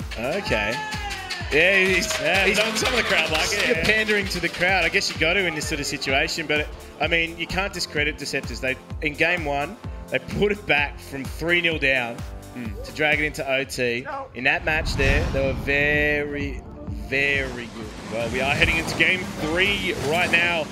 Melbourne Order needing to solidify their wins, and Brisbane Deceptors wanting to show the world what they have. Yeatsy, it's a nice little pinch off the wall. Jules, quick rotation, pass to Zen for 1-2. Can't quite make the third. Daesu does get it. It is wide open though. Brisbane Deceptors, the bump out, the double bump. But Brisbane Deceptors get that clear. All that bump inside that trunk. I'll tell you what. I think Brisbane Deceptors want to get you drunk. Yeah, there we go. There we go. We finally got you a line that you can deliver cleanly. I like it. I like it a lot. I like it as well. Brisbane Deceptors now getting the clear. The touch away from Zen is in the Brisbane Deceptors' favour. 45 seconds down, and both these teams just getting the clears that they can. They're trying to make as many clears as possible. The touchdown from Jules. Not any follow-up from Order, though. Steve now has ball control. I think the thing I like about Jules is he's always looking for passes. Like always easy. Looking to be a threat. Trying to finish that one off. Itzy again, intercepting the Melbourne Order play. Zen off the sidelines. Steve trying to pass to his teammates. Jake rotating back. Jules is there to intercept. Melbourne Order trying to be as proactive as ever. Going on the side post, not exactly what you want to be doing. But Jake and Steve both try and get ball control. Brisbane Deceptors trying to make this one work. The touch away from Jules. Over to Steve. Zen gets a boomer of a clear. Yeatsy intercepts. They're just looking to try and string something together right now. Very, very broken play from these 2 teams. Get that passing game going, get those rotations going, and just open things up a little bit more for that free-flowing style that both these 2 teams can bring. Melbourne Order has opened it up. Brisbane Deceptors' defense was not quite there, but the passing plays from Order finish off the first goal. That ball was so dangerous in front of goal as well, and that was a great touch from Zen. We spoke about it earlier about how Zen can get those crazy angles, and he managed to get it there, literally smothering the ball, making it bounce perfectly to his teammate, allowing them to get the early victory. Brisbane Deceptors on the back foot. Jules tried to go for the double touch. Couldn't quite make it. Now Yeatsy. Away to Jake. Defensive clears. Steve is up for it. Can he get the touch? He can't. Runs out of boost, actually. Jules now onto the backboard. Yeatsy and Jake are both up for it. The double commit. Melbourne Order, this is what they want. A little bit of space in offense. But nothing can quite come of it yet. Both these 2 teams very, very slow compared to what we've seen from them last 2 games. But that ball is across the face of goal. It's not what you want to be seeing. Brisbane Deceptors should have cleaned that up. Should have finished it off. You can see Jake went for the angle off the side. Now Jules trying to touch away for his team. Daesu staying as aggressive as ever. Zen is up for it as well. Interrupted by Steve. Both of these teams scrambling back to the ball, trying to get anywhere near it. Jules over to Daesu. Jake, a little bit awkward positioning. Couldn't quite get there. Jules up onto the side. Zen's already up for it. And you see Jules go for the smart, aggressive play. Goes for the demo instead of going for the ball. And the communication is there. Now Yeatsy gets the dribble. Brisbane Deceptors equalise the game. And it was just that last little touch that popped it past the defender. A nice little play. There we go. Jules, not a lot he could do. Jules, unfortunately, was late to that ball. And that is Brisbane Deceptors back in the mix again. Now 2 minutes left to play. And both these two teams, this is, again, what we've seen in the first 2 games. It's just end-to-end. It's fast-paced. It's furious. And that is Jules with an instant reply. Melbourne Order said, you want to equalise the game? Well, we are going to try and close it out. Desu, Zen, and Jules, all 3 of them go for it. And you see as well, even Desu goes for the bump there. That's right, and he could have gone for a double touch attempt, but yeah. He went instead smart team play. Because going for the team play in most cases actually works out better because you have your teammates to back you up and the full trust really works out. Now Zen trying to pass it away. Brisbane Deceptors want to get back into this match. Good little dribble from Yeezy. Brisbane Deceptors trying to clear it away. A double miss. Steve actually rotating back. Jules over to Zen. Can Zen find the angle? He can't, but he can find the pass to his teammates. And he had an open net there too, so that could have been a real stinger. Or been the nail in the coffin for this match. It could have been. There's not a lot of time left, and the next goal is definitely going to decide which way the pendulum is swinging in terms of momentum. Oh, it was a little bit of a pinch, but not as fast as the other ones that we've seen this match. The shot on from Jake gets intercepted by Jules. Jules passes it back to his own team. Seems as though they have just a lot of room to work with. Pass out into the center. The shot on from Steve. Can the follow-up be there? No. The overcommittance in offense. Brisbane Deceptors. It's a wide open net. Desu makes it a 3-1. Desu is so fast on the break here as well. You can see that touch. He's the one that cleared it. He finishes his, I guess, good defensive play up with a goal. That triple commit really hurt Brisbane Deceptors. I think Brisbane Deceptors were trying to play to their outs. They recognize that they have to make those goals happen. And it was just a little bit too much in offense. No one was in the midfield to intercept. Brisbane Deceptors now looking like they're out of this match, but there still is 50 seconds remaining. Desu goes up the ball. Can't quite get the connection. Jake onto the backboard. Zen untouched away. Jake again trying to pass. Couldn't quite get the power he wanted. The nice little wave dash from Steve allows him to keep his momentum. Jules touched to the side. Can he follow it up? He does. Steve went a little bit too far forward.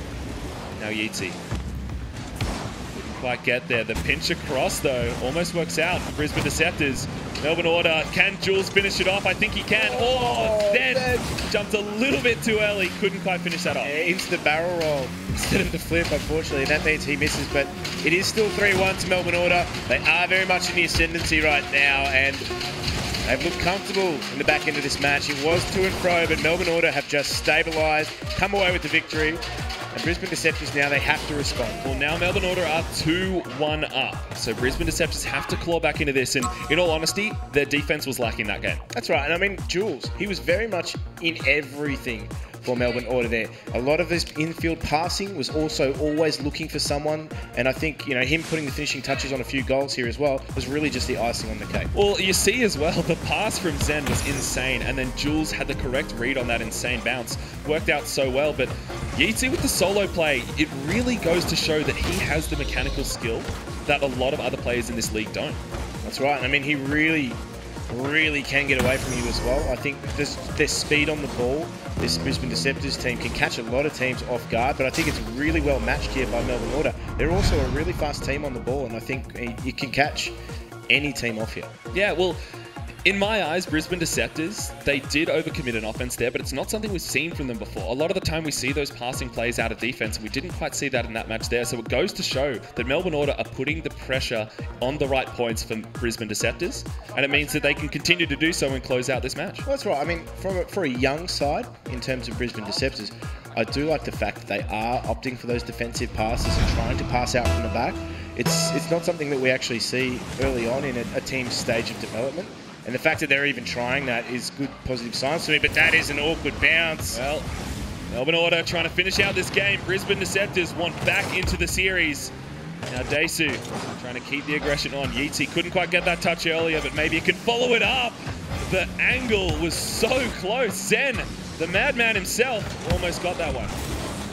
Brisbane Deceptors on the back foot. Jake gets a nice little clear, but Jules is ready for it. He goes for the crossfield pass, intercepted by Jake. Desu rotates all the way back instead, allows Zen to get the clear. Brisbane Deceptors, bit of a game of pong, back and forth it goes, and Nobody knows where it's going to land. Brisbane Deceptors trying to get there. You see Jake go up for it, but you see Jules as well. Brisbane Deceptors. Steve off to the side. And Melbourne Order can really lock in the Deceptors here if they can just sustain that pressure. You can see Brisbane Deceptors having very difficult time just trying to push that ball out of their own defensive half. They managed to do so. Should be able to get themselves some boost here, but Yitzi, he's very deep in that instance, and that allows them to just defend well, but Jake can't get that touch. He couldn't quite beat that ball to the wall. Well, he beat the player, but he can't beat the wall because it's an immovable object, and Brisbane Deceptors really trying to make their mark. With the clear from Melbourne Order, you see the smart little pass all the way over to Zen. Yitzi gets a clear, but again, we're not seeing those 1-2 passes from Deceptors. We're just seeing the clear and then nothing else come off it.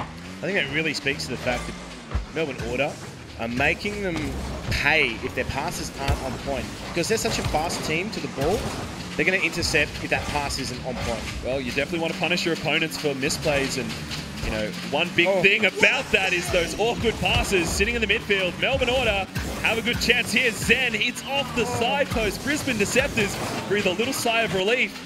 Now Steve trying to touch it away. Jules goes up for it, couldn't quite make it. Zen now off the side. Both Jake and Yitzi are up. You can see the pressure. No one really knows what to do here. Steve off to the side. Daesu is ready to receive the challenge away. Brisbane Deceptors, this could be the opportunity. It's a good little turn from Brisbane Deceptors. But that demolition means that there's no real connection in that attack.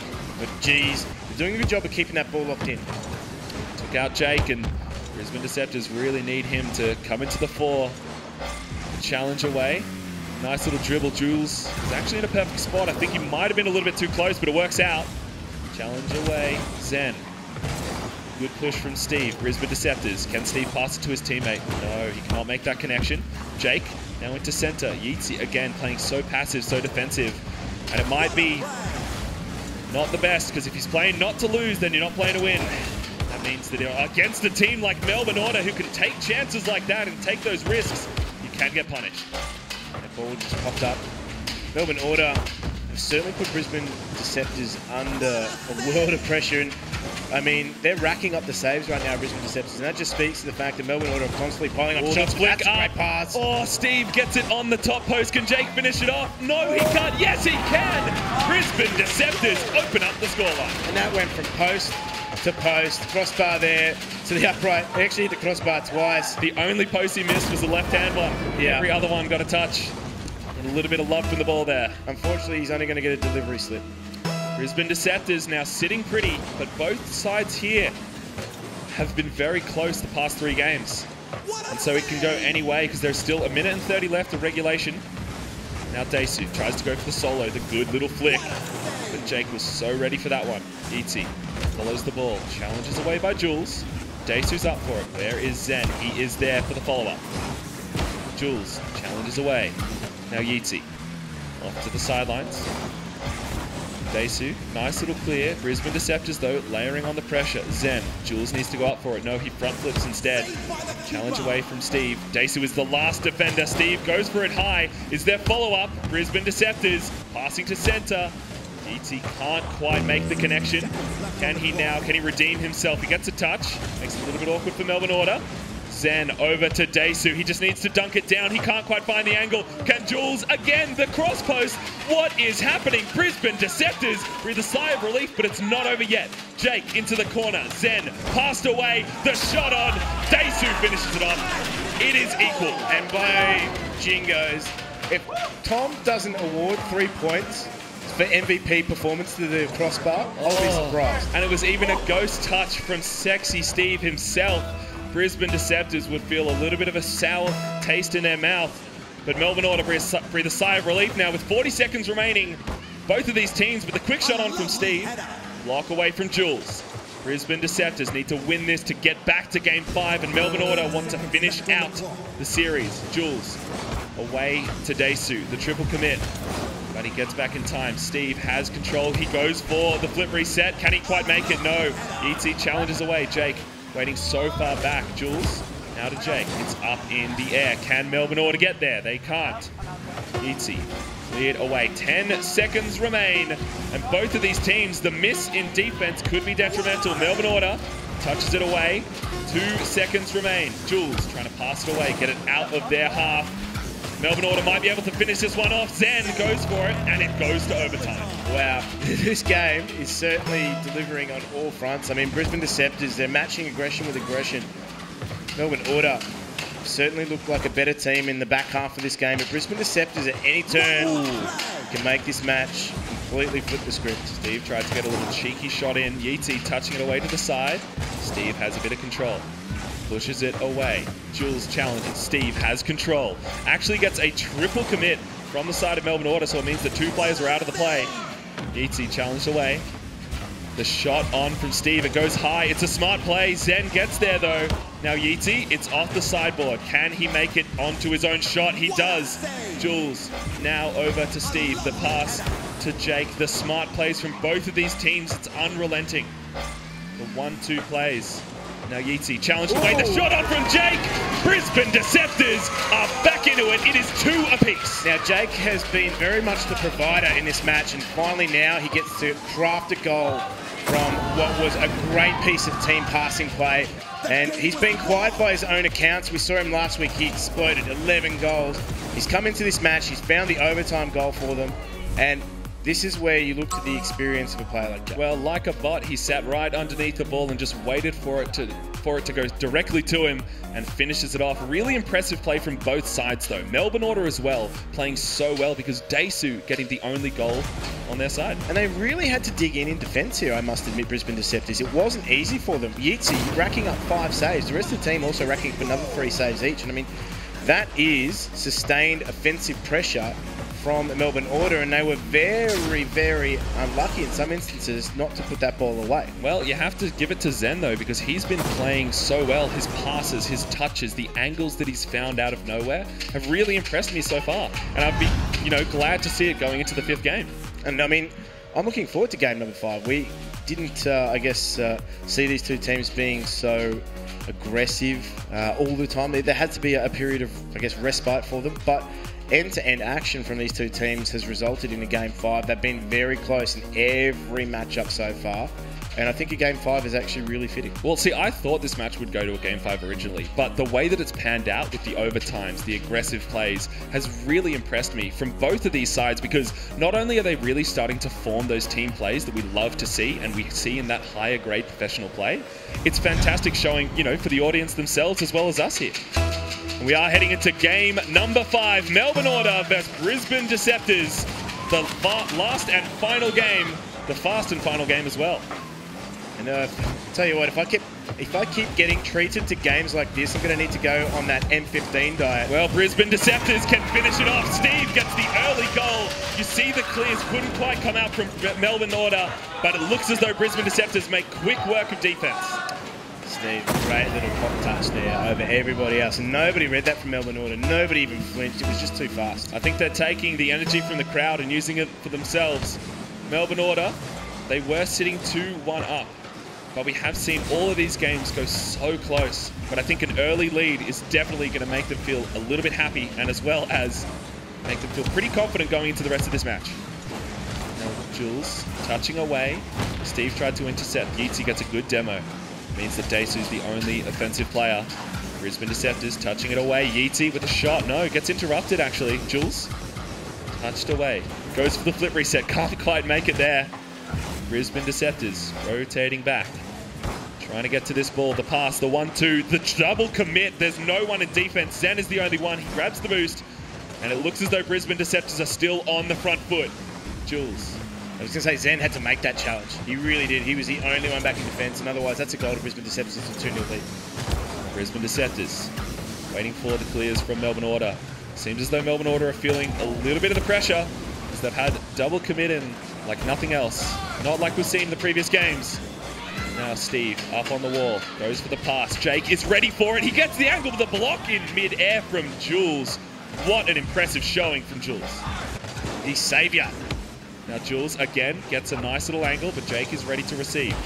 Now Steve gets the shot on. It goes to the backboard. Can Jake score it? He can't. Neither can Steve. It's sitting in front of net there. Brisbane Deceptors couldn't quite close it out. Now it seems as though they are keeping this pressure on. Melbourne Order playing so scared. Jake recognizing he has a bit of time. Gets 3 touches to it, but nothing quite comes of it. Yeezy now away to Melbourne Order. Jake, touchdown. Uses all of his boost to get to that one. Zen across the side. No one ready to receive. 3 minutes remain in this matchup, and Brisbane Deceptors still have that 1-0 lead. If they can sit on that, that is really good, but they have to keep the pressure going. Jake. These are very, very trusting passes from Brisbane Deceptors. Ooh. Wow, Jake, the dribble play as well as the fake pass works out so well. Brisbane Deceptors, you see it here. Jake flicks it over. Sorry, I thought it was Steve, but Yeezy himself actually jumped underneath that ball. Yeah, just get out of the way. Get out of the way. Jake was coming through in that instance. But what I was going to comment on was the trust factor here for Brisbane Deceptors. The fact that they're making passing plays in defence under pressure like that really shows a level of trust in these players that you don't often see. Yeah, I think it's twofold. It's Melbourne Order really feeling the pressure because a lot of those double commits that we've seen from them is not characteristic of the previous games, and Brisbane Deceptors making quick work of it. And look at that, it's a wide open net. Jake takes a shot, but again, the pressure is still mounting. Zen. Yeezy tried to do a quick little turn, couldn't quite get there. Steve, off to Jules. Jules booming it away to Jake. Now Jake clearing it into Melbourne Order's half. The touch to the side from Steve. Intercepted by Desu. The miss. It is open, but Jules does actually get to that one. Seems like both of these teams are just testing the waters, pushing the ball to where they hope that a goal-scoring opportunity can come. That they are. They're poking, they're prodding to see if there are any loopholes in the defence. But for the moment, both these two teams haven't made a blip thus far, but it's Melbourne Order the ones there. They need to be the movers and the shakers. They're down 2 goals right now. Still a minute 43 left to play, so there's no need to make any rash moves just yet. They need to set about building some pressure here on Brisbane Deceptors. Jake challenges the ball away. Brisbane Deceptors are still on the offence. Desu can't quite get the touch. They are boost starved and they don't have ball control. Yeezy all the way over to Steve. Can Steve get the touch? He can. It's over to Yeezy. The finish, the double touch, no, the follow-up, but the block from Jules playing out of his mind right now. They can block it, but they have to make something happen from it. And I think if they got a faster touch, that would have been a goal. Unfortunately, it was just that softer touch that really allowed them to get that save. But here we go again. Melbourne Order having to do some defending and digging in. Brisbane Deceptors doing a great job of keeping them honest. Now Steve challenges away. Yeezy with a nice little fake, but Zen was ready for it. Oh, the pinch almost makes it a 3-0 scoreline. 50 seconds remain, and Melbourne Order need to make 2 goals happen. Brisbane Deceptors are making quick work. That's right. We get to game 5, and it's been the most clinical display from Brisbane Deceptors. Whoa! Jake almost made that happen. The shot, again, bounces off the crossbar. The crossbar has not been anyone's friend today. We've seen too many times that those opportunities couldn't quite make it. Everything has been above the bar thus far. This Melbourne Order Brisbane Deceptors matchup, but Brisbane Deceptors have been clinical from end to end in game 5, and it's been a very different performance from them. And with 20 seconds remaining, Brisbane Deceptors have all but closed this entire series out, and it looks as though they're going to be taking it with a 5-game, but Jules has scored it. There are still 6 seconds into this one. A lot can happen in 6 seconds in Rocket League, and I think there's maybe just a glimmer of hope here. We saw Brisbane Deceptors score a goal after that zero timer, so anything can happen. That's right. We did see them have 4 seconds on the board, and then they finished that off.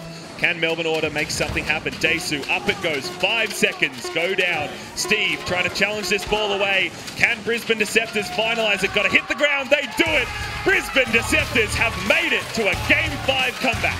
And that is a real tested character for a young side. Melbourne Order, they had a tough task ahead of them. It was a fast game. You see Yeezy there in disbelief. He was like, how did that happen? And Jake was consoling him.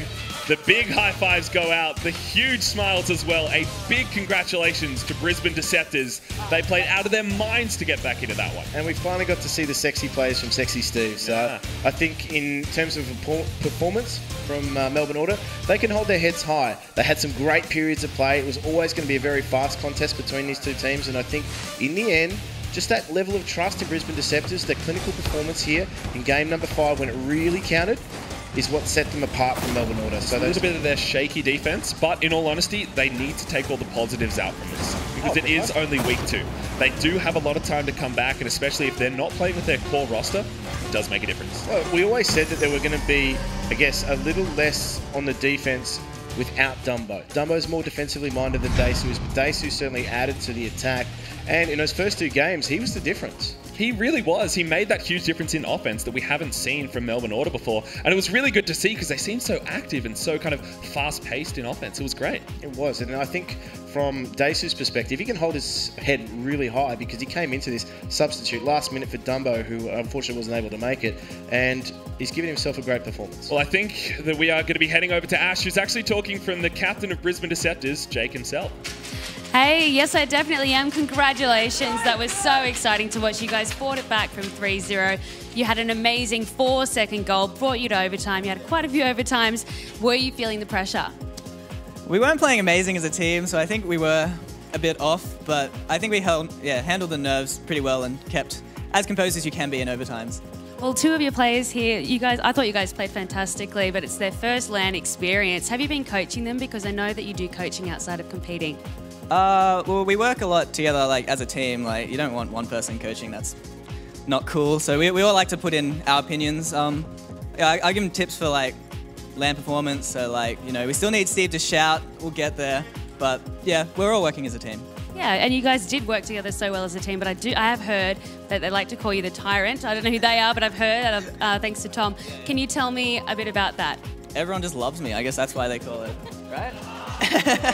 Thank you so much. Congratulations on your win, guys. Thank you so much. Sweet, thank you. Back to you, Luke. What a cheeky lad, and might he well be. A huge win for the Deceptors there, grabbing the final points on offer in week 2 in a 5-game thriller. Tom, it was tight, wasn't it? That was all the way tight. We had that interesting situation where you think Deceptors are down and out, then they had that huge overtime to come back into it. Could have been anyone's game the whole way through. The crowd went crazy when Deceptors managed to pull themselves out of the rut they ended up in, but here we see the way that they pulled it forward as they managed to take out the match. It was great, though, to see the team come together. We had the communication allowing them to have the pass plays, but ultimately it was about Jake having famous dribbles that he could just run across the pitch, or having these situations where he's unafraid to just go balls to the wall against his opposition. Yeah. Incredible stuff there from Deceptors. We're really seeing another level of play this season, aren't we, from these players? Especially out of order. I think we really need to telegraph how much they improved over the past week. We had a situation where they didn't perform as well as expected last time, but now I'm not sure if it's the addition of Daesu or just something has changed in their mentality, but they were so much stronger, and the fact they stood up to Deceptors and took them right to the edge anyway is still a great showing. Exciting to see what's to come in the rest of the season, but right now let's get into the MVP award thanks to Astro headsets. The final match in Rocket League for Week 2 between Melbourne Order and Brisbane Deceptors was an absolute cracker. We just saw it. Courier Lord, who has your Astro MVP votes for this one? Well, for me, the honourable mentions I have to go to Zen. He had some great plays setting up for his team. Followed up, though, it has to be Jules. Jules was a monster. He had some great assists in the first games. He also had a lot of goals, so he gave the team a lot of potential to put them in a position to win the match. But I think everyone would agree with me here. It had to go to Jake. Jake single-handedly carrying with some huge dribble plays, some phenomenal finishes on his own, but his ability to just fight under pressure, to drag his team forward and take out the win, is commendable. Yeah, well done, Jake. You are the MVP for the match between Melbourne Order and Brisbane Deceptors for Week 2. Thanks to Astro headsets, including the new A40 and A50 being used right here on stage of the Gfinity Elite Series.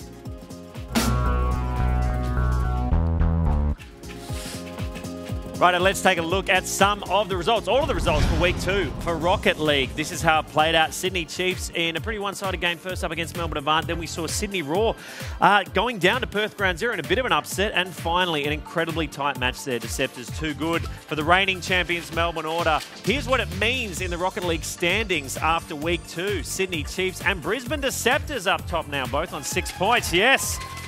A lot of fans of the Deceptors here. Sydney Raw, Perth Ground Zero both on 4. Melbourne Order on 1 after reigning champions down there. And then we've got Melbourne Avant on 0 points. Down the bottom, a lot of room for improvement. Later today, Street Fighter 5 will be coming your way. That's at 4 p.m. Eastern Daylight Time in Australia. Counter-Strike is on next Saturday, of course, at 3 p.m.